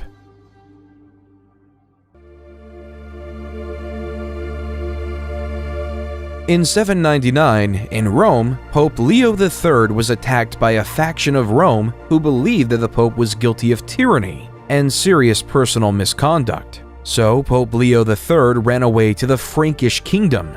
After this, Charlemagne and his Frank army provided an escort for the Pope and restored him to the papal office. But yet, the power of the papacy was being questioned, with many people wanting it to go away, which caused Charlemagne to go to Rome in late 800 to fight for his Pope. For his loyalty, on Christmas Day in the Basilica of St. Peter, Pope Leo III placed a crown on Charlemagne's head, declaring him the new Holy Roman Emperor, creating a new Roman Empire, the Holy Roman Empire, or at least the first rendition of it. Under Charlemagne, the foundations of a genuinely great empire were forming, but once Charlemagne died in 814, the new empire was bludgeoning with problems. His son, Louis the Pious, 788 to 840, inherited an empire filled with problems. Many of his own citizens viewed him as a strong Catholic who was well-intentioned but was incredibly weak and unable to do anything. As the Vikings continued their raids along the Rhine River, attacking Holy Roman Empire cities such as Cologne, Trier, and Mainz, Raiding various Catholic monasteries and destroying religious artifacts caused fear and hatred among his citizens. Why would anyone trust a leader if they can't stop barbaric pagans? So, various local leaders started to focus on defending their land rather than relying on the central government for defense, hence beginning the process of independently recreating the Chinese system of feudalism. At this time, people would willingly farm on lands, giving up their freedom to these local leaders to protect them from the Vikings, creating the basis of a new system of feudalism. While the Holy Roman Empire might have been fighting with the Vikings and the Byzantines were fighting with the Arabs, in 820, a group of Arab raiders landed on the island of Crete. Over the next several years, Arab forces gradually gained control of the island, overcoming the resistance of the Byzantine defenders. The conquest was completed in 827, and Crete became part of the Arab Empire. The conquest of Sicily and Sardinia followed a similar pattern. In 827, a large Arab fleet landed on Sicily, and Arab forces quickly gained control of much of the island. They then moved on to Sardinia, which fell to the Arab invaders in 828. In the Holy Roman Empire, once Louis the Pious died in 840 AD, so did the Charlemagne Empire. The infighting between family members grew, leading to the Holy Roman Empire being divided between three family members in the famous Treaty of Verdun. In the west, the formation of the West Frankish Kingdom was given to Charlemagne's grandson, Charles the Bald, in modern-day France. In the East Frankish Kingdom was given to another grandson, Louis the German, which was obviously settled in modern-day Germany, while the Middle Kingdom was given to Charlemagne's eldest son, Lothair. However, being squeezed in between the West and East Frankish kingdoms gave the Middle Kingdom a short lifespan and was practically irrelevant. The Vikings weren't just a problem for mainland Europe, they were pillaging everything in mainland England. So in 871, the new king of Wessex, Alfred the Great, rose to power with one thing in mind: keeping everyone safe. Alfred built a network of fortifications known as burhs, designed to protect his people from Viking attacks. He also developed new military tactics and strategies and fostered alliances with other Anglo-Saxon kingdoms. Unlike in Great Britain, though, the Vikings were actually invited to Russia. According to Russian legend, the tribes in Russia were tired of dealing with political strife, so they invited the Varangians, a sect of Vikings, to establish order and a government over there. Hence, Rurik came with his two brothers to the city of Novgorod, and using the Vikings' famous force, they were able to establish order in the city, declaring Rurik as their new king, creating the Kievan Rus dynasty. Under the military leadership of Oleg, one of the Rurik kingsmen, the Kievan Rus started establishing Smolensk and Kiev in modern-day Ukraine, creating the forefront of Russia today. While back in England, expanding upon his grandfather Alfred the Great's alliance network, Athelstan was declared King of Essex. Athelstan was able to get all the Anglo-Saxon kingdoms to work together to fend off the Vikings of the British Isles. He was declared to be the first king of England due to his ability to navigate alliances and keep everyone safe, beginning one of the longest monarchies in human history. While the East Frankish Kingdom was facing a similar problem, the pagan Magyars were attacking everyone across the kingdom, leaving the kingdom to live in fear. However, King Otto of the East Frankish Empire was able to defeat the pesky Magyars at the Battle of Lechfeld in 955. Then, in 961, he could fully conquer all of the kingdoms of Italy, restoring Christendom to all the former pagans. So in 962, Otto I was coronated to Pope John XII in Rome to be the new Holy Roman Emperor. In France, though, the West Frankish Kingdom was struggling, because in 987, King Louis V, a direct descendant of Charlemagne, died at age 20 without leaving an heir to take over their dynasty, leaving the French monarchy in peril. So the French aristocracy had an election between Hugh Capet, a noble with extensive lands in the region of Isle-de-France, and Charles, Duke of Lower Lorraine. With the support of Adalbero, the Archbishop of Reims, Hugh Capet became the first king of France, starting the Capetian dynasty. However, at this time, the typical person in Europe was always living in fear. Every civilization was on the verge of conquering. They've all become land-hungry and were willing to fight for it. So across Europe at this time, every civilization started to entrench their society in the ideas of feudalism, leading to another social pyramid. At the bottom lay the serfs. Their job was to farm the land and ensure everyone was fed. Then came the knight, who provided protection for the people. Then came the nobles, who ruled over a specific territory, owning the land. Then came the kings, as previously mentioned, who gave lands to the nobles. But all the way at the top was the Pope, because the Pope could speak directly to God and had God-given ownership of all the lands.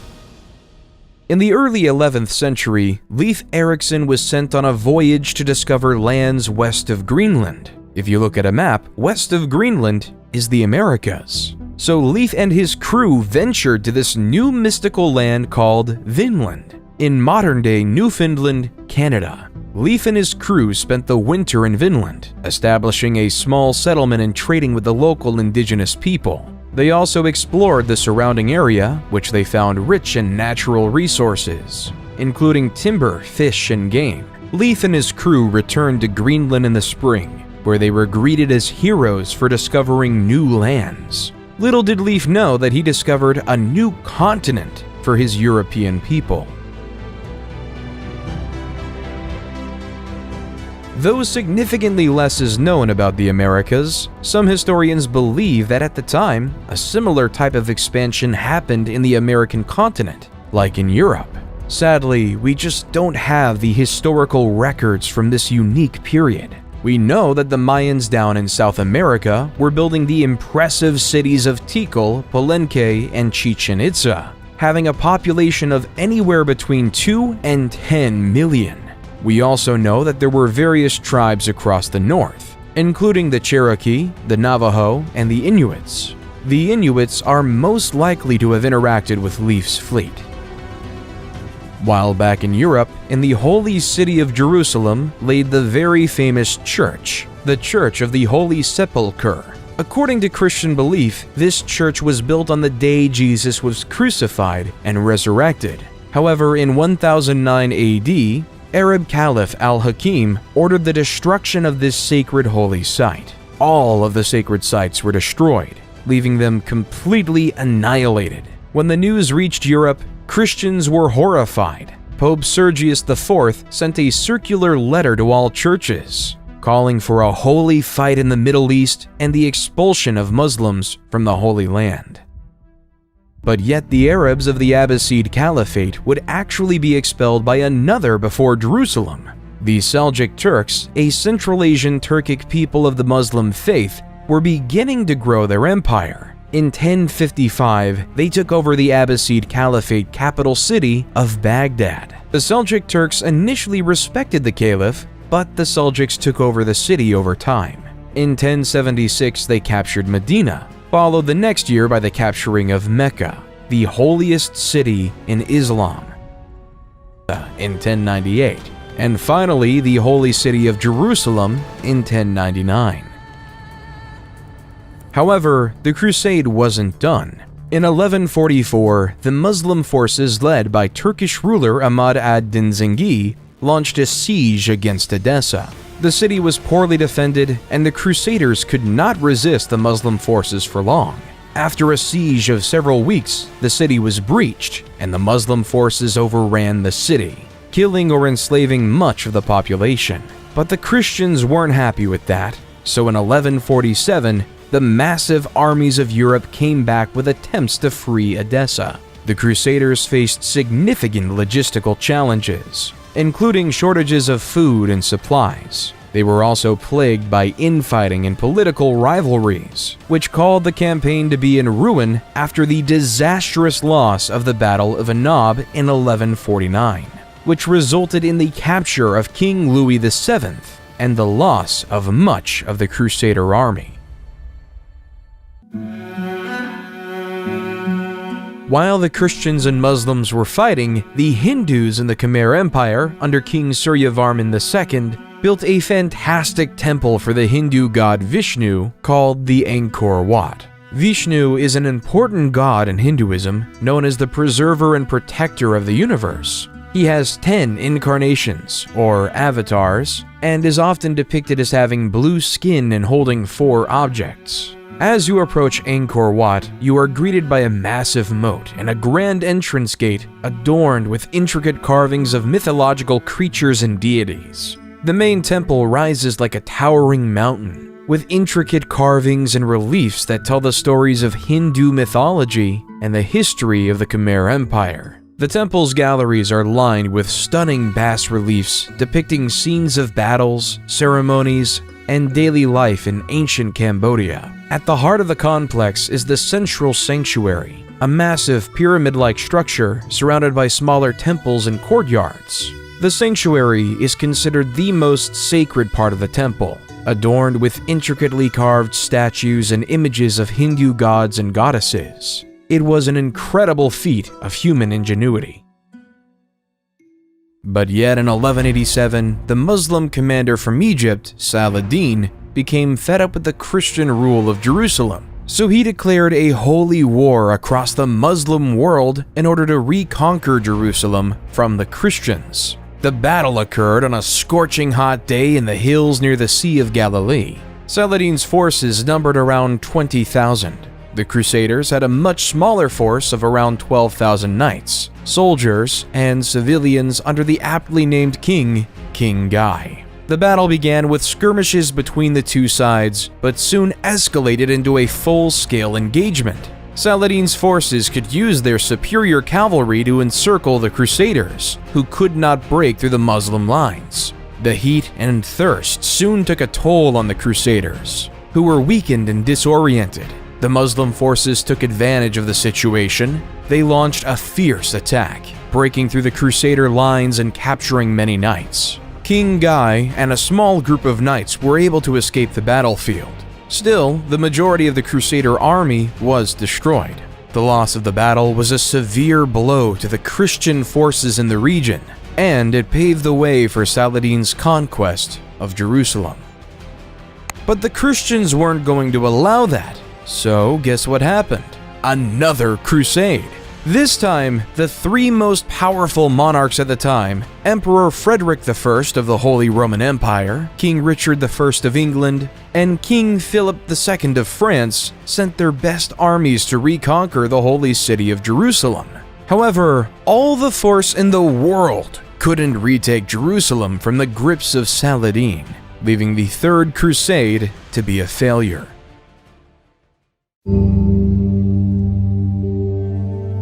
Genghis was born to a mother kidnapped by his father and forced into marriage. Legend holds that he came into this world clutching a blood clot in his right hand. Before he turned 10, his father was poisoned to death by an enemy clan. Genghis's clan then deserted him, his mother, and his 6 siblings to avoid having to feed them. However, he soon began to make friends with the other clans throughout the Mongolian mountainside. By 1206, he had united all the various tribes, uniting 1 million people. For the time, Genghis was quite progressive. He made it illegal to sell and kidnap women, banished the idea of enslavement of any Mongol, and even allowed freedom of religion. When it came to war, though, Genghis was as barbaric as the next one. His first campaign was against the Shisha kingdom in 1209. His army of mostly cavalrymen on horses quickly outnumbered and destroyed the kingdom. His next target was the Jin dynasty in China. From 1211 to 1214, the outnumbered Mongols ravaged the countryside, causing food shortages, resulting in the Jin army killing tens of thousands of their own peasants just so their elites could live.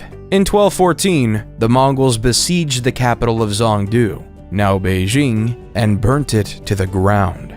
In the early 13th century, King John was facing increasing pressure from his barons, who were demanding greater rights and protections under the law. In response to their demands, John agreed to meet with the barons and negotiate a settlement. The result of these negotiations was the Magna Carta, a document that set out a series of rights and freedoms that the king could not violate. Among these rights were the right to a fair trial, the right to due process of law, and the right to be protected from arbitrary arrest and imprisonment. The Magna Carta also established the principle of habeas corpus, which required the government to produce a prisoner in court and provide a lawful reason for their detention. This principle has been a cornerstone of modern legal systems around the world. Then in 1217, there was another crusade, this time led by King Andrew II of Hungary and Duke Leopold VI of Austria, with the same goal in mind: to take over Jerusalem. The Crusaders successfully captured the city of Damietta in 1219, but they could not advance further into Egypt. After a series of setbacks, including capture and imprisonment of many Crusaders, the Christian forces were forced to abandon their campaign in Egypt. The Crusaders eventually agreed to a treaty with the Muslim forces, allowing them to leave Egypt unharmed, but without achieving their ultimate goal. Genghis Khan wasn't done though. In 1219, went to war against the Khwarezm Empire in present-day Turkmenistan, Uzbekistan, Afghanistan, and Iran.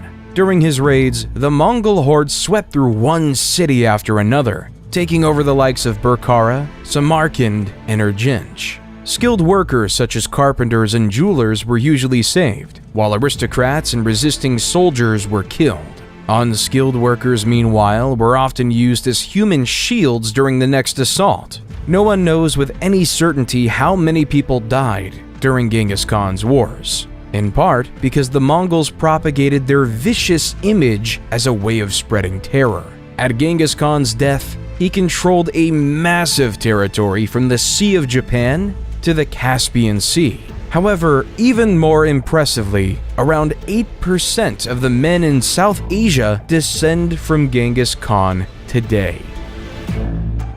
In 1228, Emperor Frederick II of the Holy Roman Empire tried to conquer the Holy Land, but failed, ending the Sixth Crusade. Of course, the Holy Roman Empire couldn't be the only one crusading. King Louis IX of France in 1248 decided to start the Seventh Crusade to retake Jerusalem, but he was taken prisoner by the Muslims and forced to pay a hefty ransom as he retreated.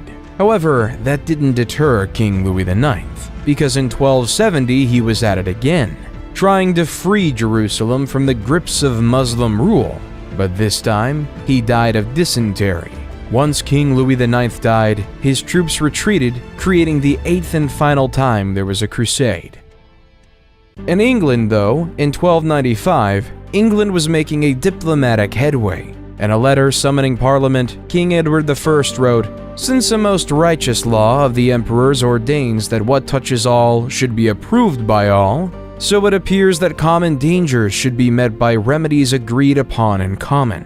As King Edward, I would then request 1/10 of the incomes of nobles and 1/11 of the income of knights," creating one of the first parliaments we would see in the New Age. While down in Africa, a leader of extravagant wealth, Mansa Musa, was gaining power. On his famous Hajj, a religious Muslim pilgrimage to Mecca that every Muslim should make at least once in his life, Mansa Musa, with his caravan of camels and an army of scholars, gave vast amounts of gold to any poor person he saw, hence crashing all of the economies in northern Africa due to the inflation of gold. When Mansa Musa returned to Mali, he made it his life purpose to make Timbuktu the Muslim capital of knowledge. So Mansa Musa invested heavily in building the University of Sankore. Various Islamic faith scholars quickly made their way to Sankore to study Islamic theology, law, and literature with over 1 million manuscripts. Mansa Musa was also a very religious man with a policy that he commissioned a new mosque every Friday. However, sadly though, only the Djinguereber Mosque in Timbuktu stood the test of time.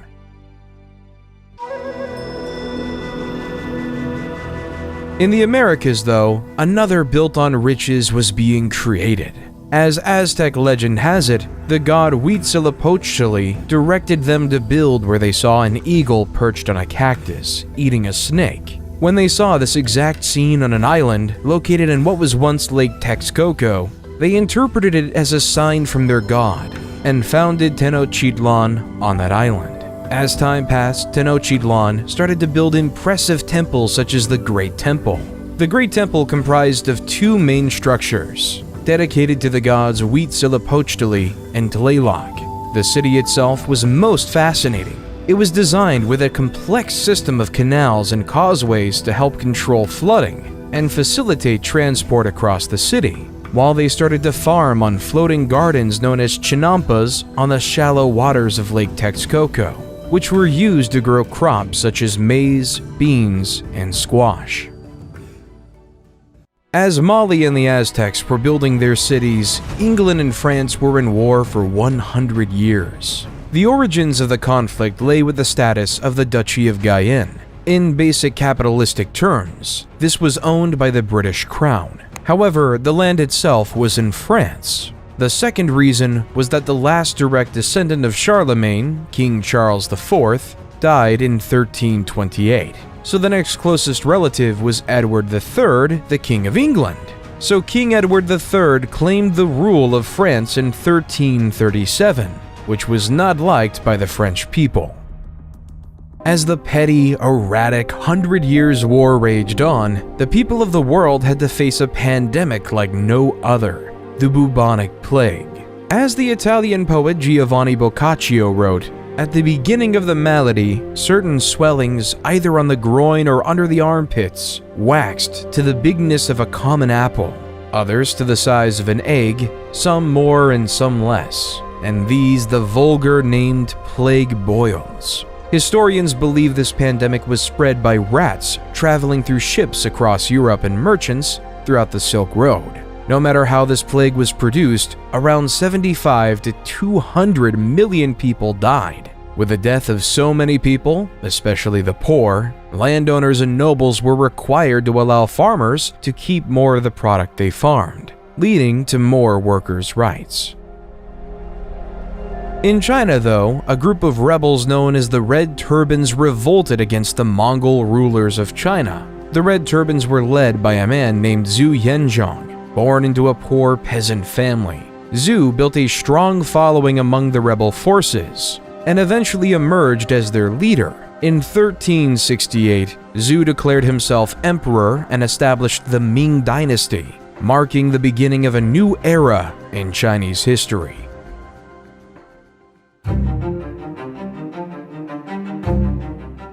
In 1428, at the age of 16, Joan left her home in the village of Domremy and traveled to the court of Charles VII, where she asked for permission to lead the French army against the English. At first, her request was met with skepticism and disbelief. Still, Joan persisted and eventually won the support of the French commanders. Joan's first major military victory came in the Siege of Orleans in 1429. She led the French troops in a series of daring attacks on the English forces, and she broke the siege and liberated the city. This victory boosted French morale and helped to turn the tide of the war in their favor. Over the next several months, Joan led the French army to victories against the English, including the Battle of Patay in June 1429. However, her success also made her enemies in the English and French court.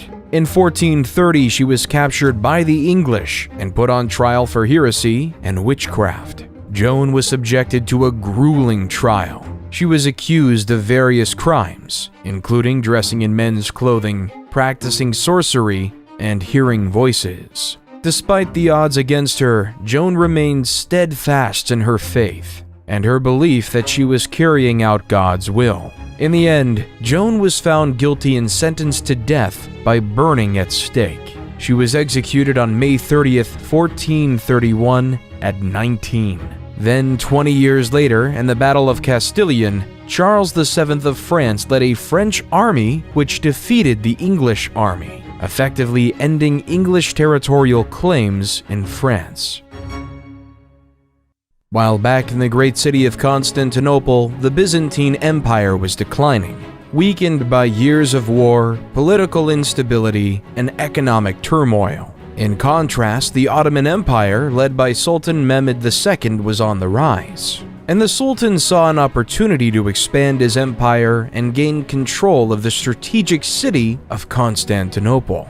By 1453, Mehmed II led an army of 80,000 soldiers, including elite Janissary troops and a powerful artillery force, to besiege Constantinople. The Byzantine defenders, led by Emperor Constantine XI, were vastly outnumbered and outgunned.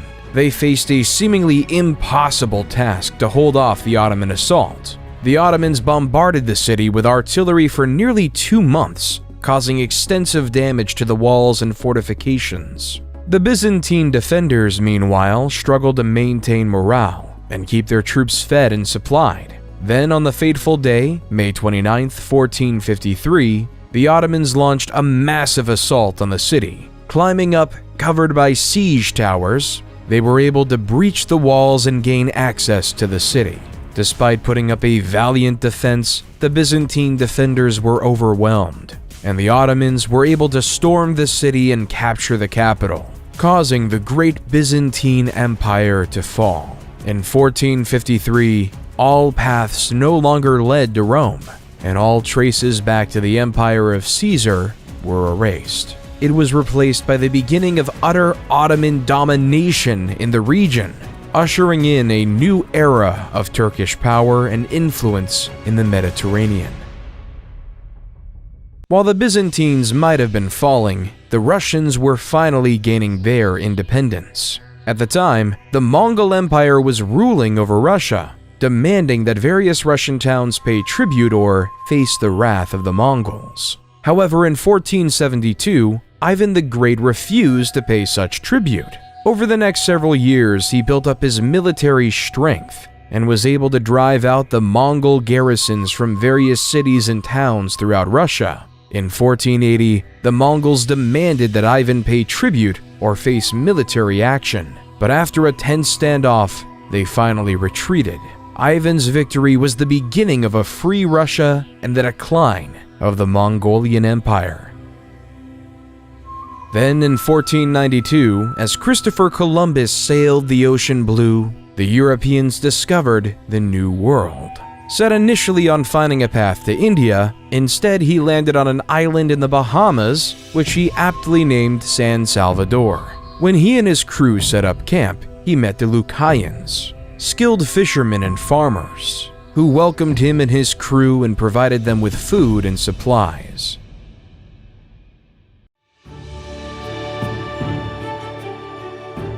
While back in Europe, a golden age of culture was upon us. In 1503, Leonardo da Vinci painted the Mona Lisa. Da Vinci's biographer, Walter Isaacson, says, "The Mona Lisa, to me, is the greatest emotional painting ever done.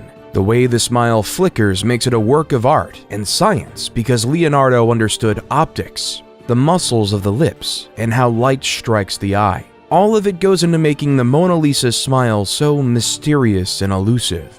In 1504, Michelangelo sculpted David. Michelangelo would say, "In every block of marble, I see a statue as plain as though it stood before me, shaped in perfect in attitude and action. I have only to hew away the rough walls that imprison the lovely apparition to reveal it to the other eyes as mine see it." While in 1506, Michelangelo was painting the magnificent painting of the Sistine Chapel.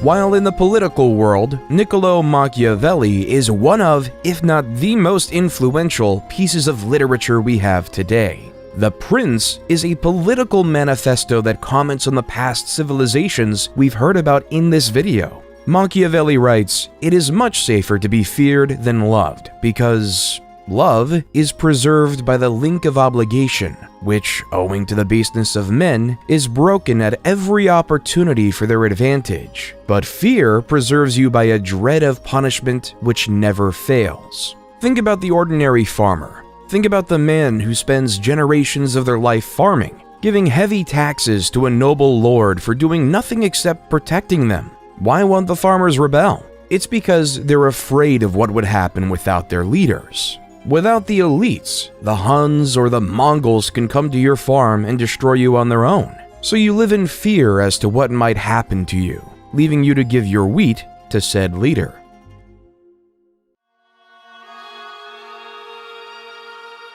Martin Luther, though, didn't just report on the basics of human nature. Martin wanted to make a difference and was sick of the Catholic Church. At the time, the Catholic Church was selling indulgences, which were certificates that people could purchase to reduce the amount of time they would spend in purgatory after they died.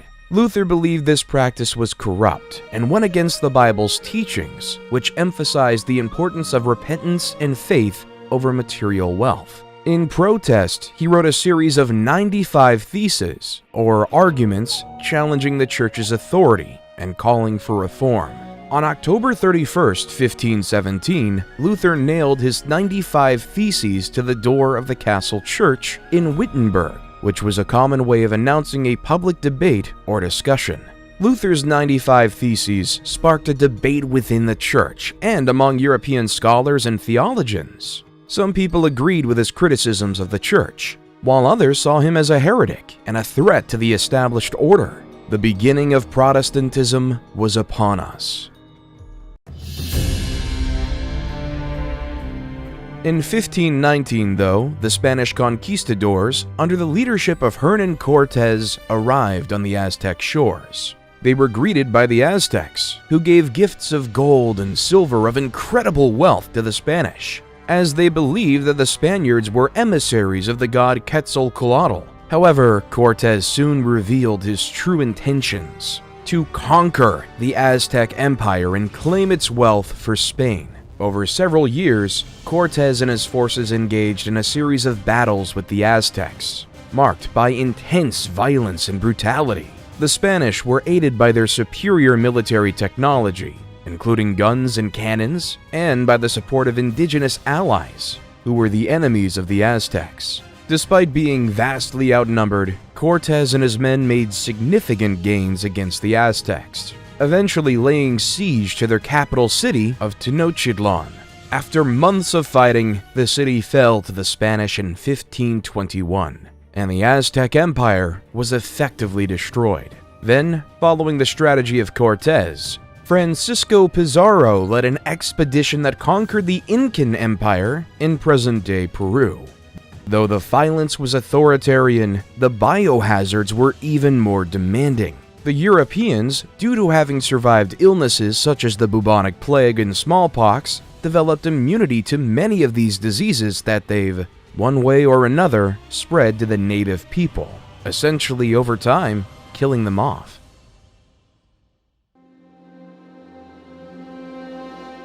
Under Suleiman the Magnificent's leadership, the Ottoman Empire became one of the most powerful and influential empires in world history. Suleiman was a brilliant strategist and military leader, and his reign was marked by significant conquests and political achievements. Like many other leaders, he set out to conquer the world. By the end of his reign, Suleiman the Magnificent presided over a vast empire that stretched from southeastern Europe to the deserts of Arabia and from the shores of the Mediterranean to the plains of Persia. His conquests included the capture of Belgrade and Budapest in Europe, Jerusalem and Mecca in the Middle East, and Tabriz and Baghdad in Persia. The Ottomans also became the dominant naval power in the Mediterranean, with control over North African cities such as Algiers and Tunis, creating the dominant Ottoman civilization.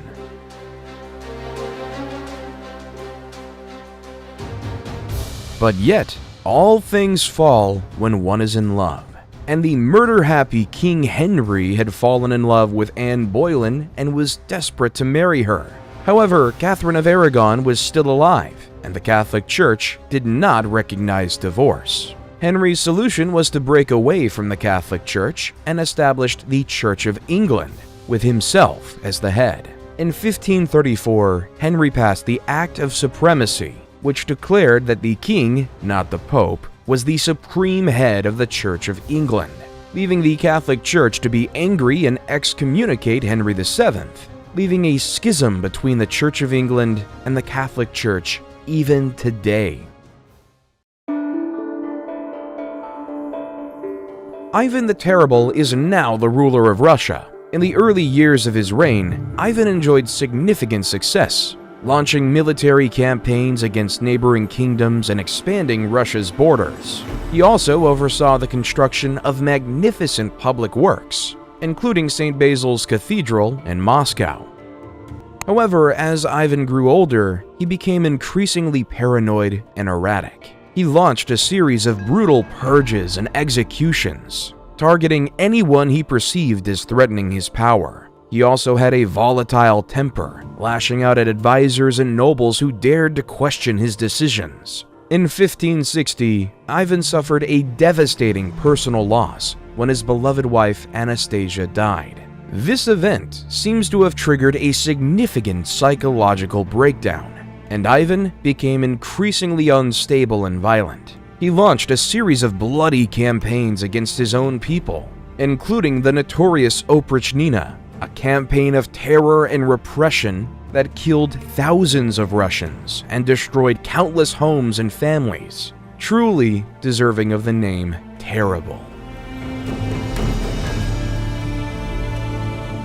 While Russia was going through that, England was on the rise with the start of the English Renaissance under the leadership of Queen Elizabeth I. Elizabethan playwrights dominated the scene, creating written words that were poetic in language and poignant in meaning. They've even written plays about people we've already talked about. William Shakespeare wrote many plays, including Histories, Julius Caesar, which was about the assassination of Julius Caesar, King John, which was about the 100 Years' War, and Henry VII was a play about showing human needs to gain power. Other notable playwrights who filled the scene were Christopher Marlowe, Ben Jonson, and John Webster. While on the other side of the world, the English colony of Jamestown was forming in Virginia, under the Virginia Trading Company. Slightly up north, Samuel de Champlain was establishing the French colony of Quebec in Canada.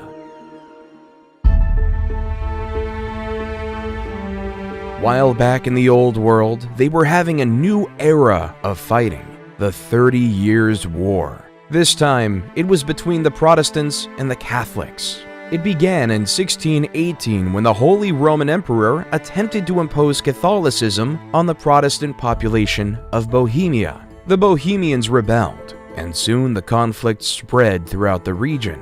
Over the next 30 years, armies marched and counter-marched across Europe, leaving a trail of destruction and devastation. The war was characterized by brutal sieges, bloody battles, and atrocities committed by both sides. At its height, the war involved most of the major powers of Europe, including France, Spain, Sweden, and the Holy Roman Empire. It was fought along religious, political, and economic lines, with each side vying for dominance and control. The war finally ended in 1648 with the signing of the Peace of Westphalia. The treaty recognized the Dutch Republic's independence, established the individual state's sovereignty within the Holy Roman Empire, and ended the religious conflicts that fueled the war.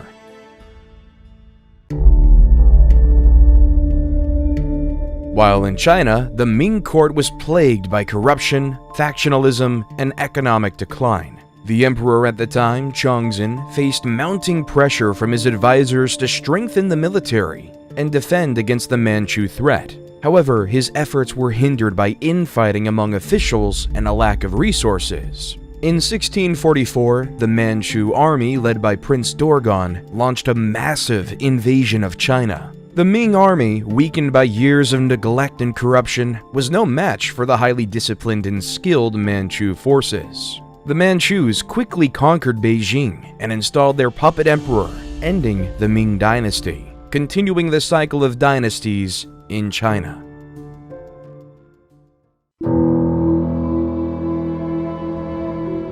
While in Spain, King Charles II died without having any heirs, creating a real political crisis of who should be the leader. King Louis XIV of France supported his grandson, Philip, as the rightful heir to the Spanish throne, hoping to secure French influence over Spain and its territories. On the other hand, Emperor Leopold I of Austria supported the candidacy of Archduke Charles, a member of the Habsburg dynasty, who was seen as a potential ally against French expansionism. The conflict soon escalated into a major war, with many European powers taking sides and forming alliances. The principal belligerents were France and Spain against a coalition of Austria, Great Britain, the Dutch Republic, Portugal, and several other minor powers. The war ended with the Treaty of Utrecht in 1713, which recognized Philip as King of Spain, but required him to renounce any claims to the French throne and cede some territories to Great Britain and Austria. The Treaty of Rastatt, signed the following year, officially ended the war. In 1707, the Acts of the Union were passed by the Parliaments of England and Scotland, which united the two kingdoms into a single political entity known as Great Britain, hence creating the legal foothold that is Great Britain. However, Scotland took a disliking to this. There were protests and uprisings in the years following the Union, including the Jacobite risings of 1715 and 1745, which aimed to restore the Scottish monarchy and independence.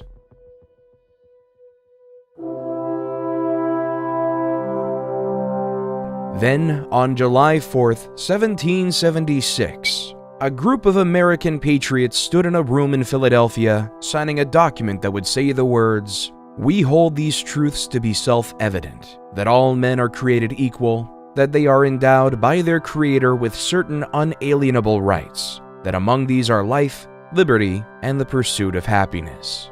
War in the Americas was on. But back in Europe, the tone was quite different. Adam Smith published the famous book, The Wealth of Nations, The Foundations of Laissez-faire Economics, which essentially says the market would balance itself out over time. In Austria, Mozart was performing his magnum opus, the Hafner Serenade. Mozart's Hafner Serenade is a charming and elegant work featuring courtly dance music and light, lyrical melodies. Its graceful melodies, subtle harmonies, and elegant instrumental writing characterize it.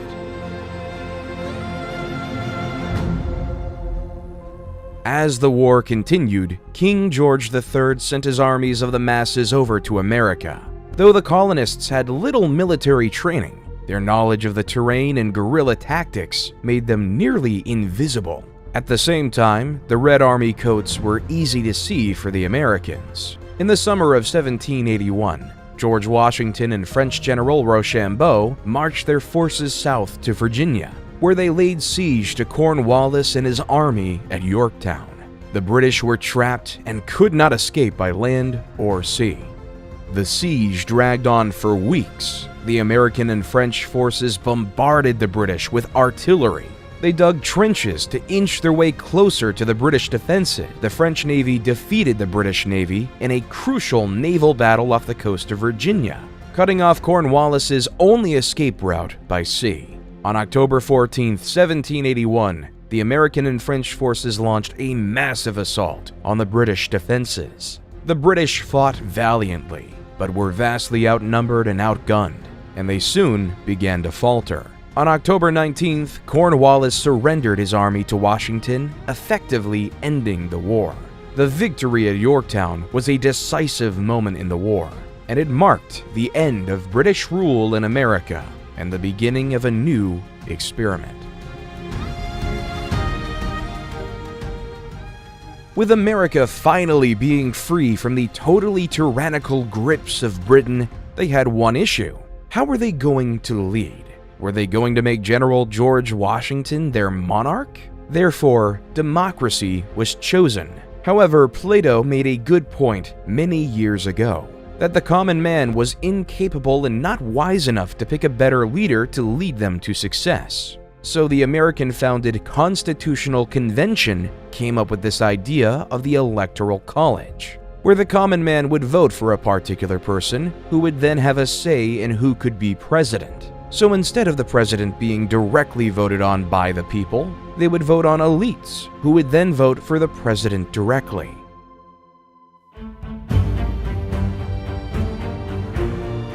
The French then noticed how well the American Revolution went. At the time, the French were ruled by King Louis XVI and his wife, Queen Marie Antoinette. As Queen Marie Antoinette told the peasants, "Let them eat cake," the people of France got together.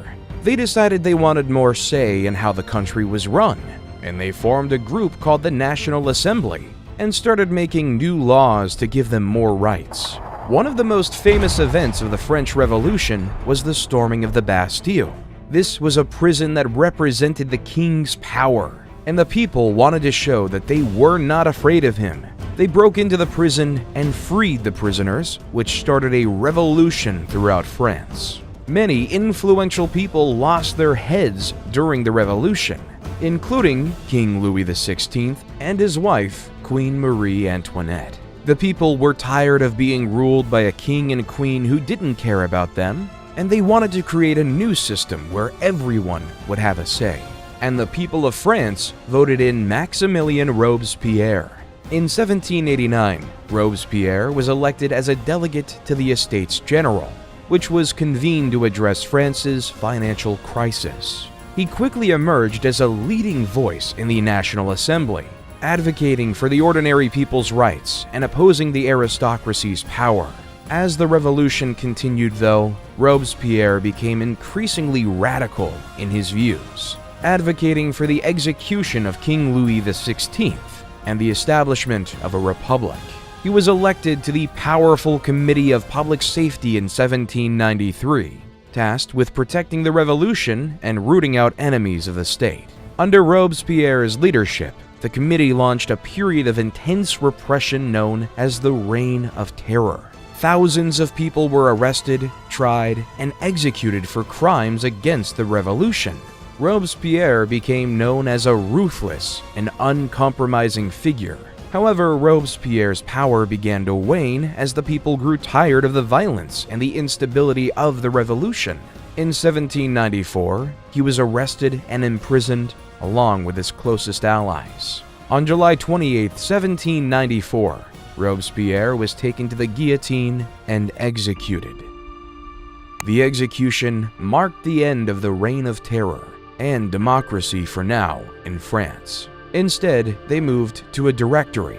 A directory is a government led by a 5-member executive council known as the Directory, which was chosen by the Council of Elders. This legislative body was also part of the new government. The Directory was meant to serve as a moderating force, balancing the interests of the various factions that had emerged during the revolution. However, the Directory concept wasn't successful as well, so General Napoleon Bonaparte decided to overthrow the government and begin his conquests to take over the world. So off Napoleon went to conquer much of Europe. In 1805, Napoleon defeated a combined Austro-Russian army at the Battle of Austerlitz, solidifying his position as one of Europe's most powerful leaders. He then conquered much of the continent, including Spain, Portugal, and the Netherlands. In 1812, Napoleon invaded Russia with a massive army. Still, the campaign proved disastrous, and his forces were decimated by the harsh Russian winter. The defeat marked the beginning of Napoleon's downfall. In 1814, the European powers allied against Napoleon and invaded France, forcing him to abdicate his throne and go into exile on the island of Elba. However, he returned to France in 1815 in what became known as the 100 Days, and briefly regained power before being defeated by the British and Prussian armies at the Battle of Waterloo.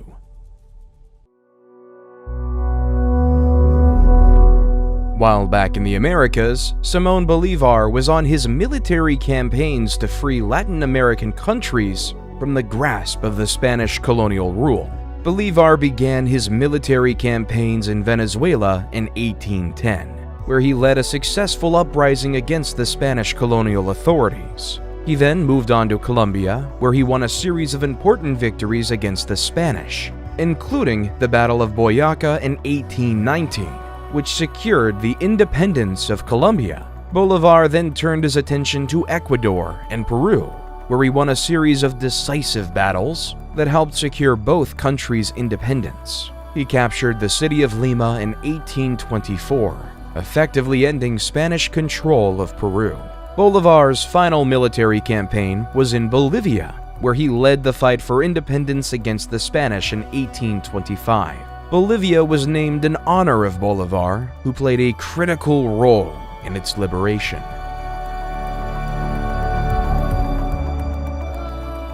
In 1848, two men had an idea that would spark debate worldwide. Karl Marx and Friedrich Engels wrote the book called The Communist Manifesto, which is a book about the idea of communism, where instead of a capitalistic system where the nobles or bourgeois own everything and the workers and proletariats work for slave wages, instead, what if the proletariats owned the means of production and all worked together? As Marx and Engels would write, let the ruling classes tremble at a communistic revolution. The proletarians would have nothing to lose but their chains, and they have, and they'd to win.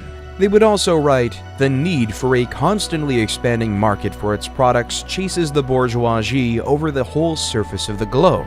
It must nestle everywhere, settle everywhere, establish connections everywhere.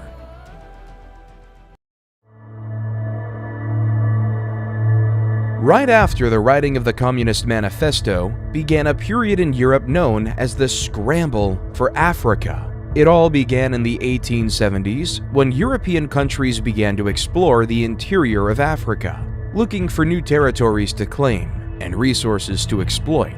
At first, the European powers were cautious, sending explorers and missionaries into Africa to establish trade networks and alliances with local leaders. However, as competition increased, the European powers became more aggressive in their tactics. They used military force to establish colonies and protectorates, and they engaged in diplomatic maneuvering and propaganda campaigns to gain the support of local populations. One of the most ruthless tactics the European powers used was dividing Africa into artificial borders and creating new ethnic and linguistic divisions.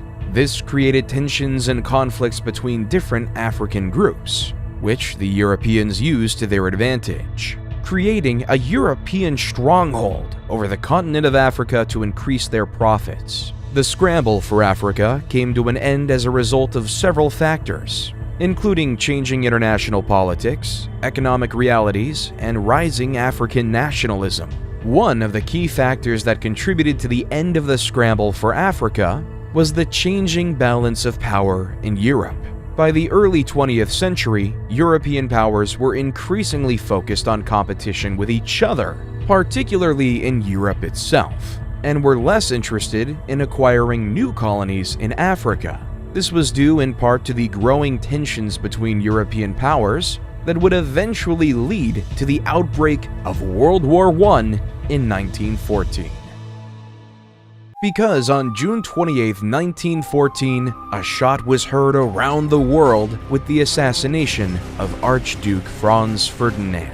Franz Ferdinand was the heir to the throne of Austria-Hungary, and his assassination by a Serbian nationalist named Gavrilo Princip sparked a diplomatic crisis that quickly escalated into a global conflict. In the aftermath of the assassination, Austria-Hungary declared war on Serbia, triggering a complex web of alliances and treaties that drew other countries into the conflict. Germany, an ally of Austria-Hungary, declared war on Russia and France, while Great Britain, which had a treaty with Belgium, declared war on Germany.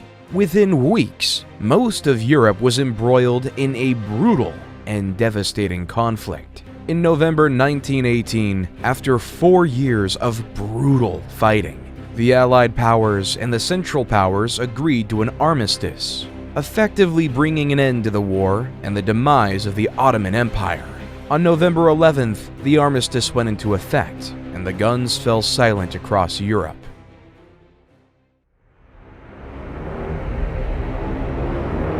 World War II.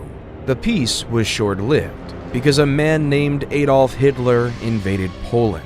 Like Alexander the Great, Julius Caesar, Trajan, Attila the Hun, Genghis Khan, Napoleon Bonaparte, and Suleiman the Great, Adolf Hitler wanted to establish an empire for his nation and his people. Adolf had dreams of building an empire larger than anything that was ever created. He wanted to make the Roman Empire look like nothing. However, for the sake of the world, and especially those Hitler viewed as undesirable vermin, in April 1945, Soviet forces began a massive assault on Berlin. After weeks of intense fighting, the city fell on May 2nd, and German forces surrendered. Meanwhile, Allied forces were closing in from the west, and on May 7th, Germany signed an unconditional surrender, officially ending the war in Europe. A few months later, after the bombings of Nagasaki and Hiroshima, Japan surrendered as well, leaving the war to be over.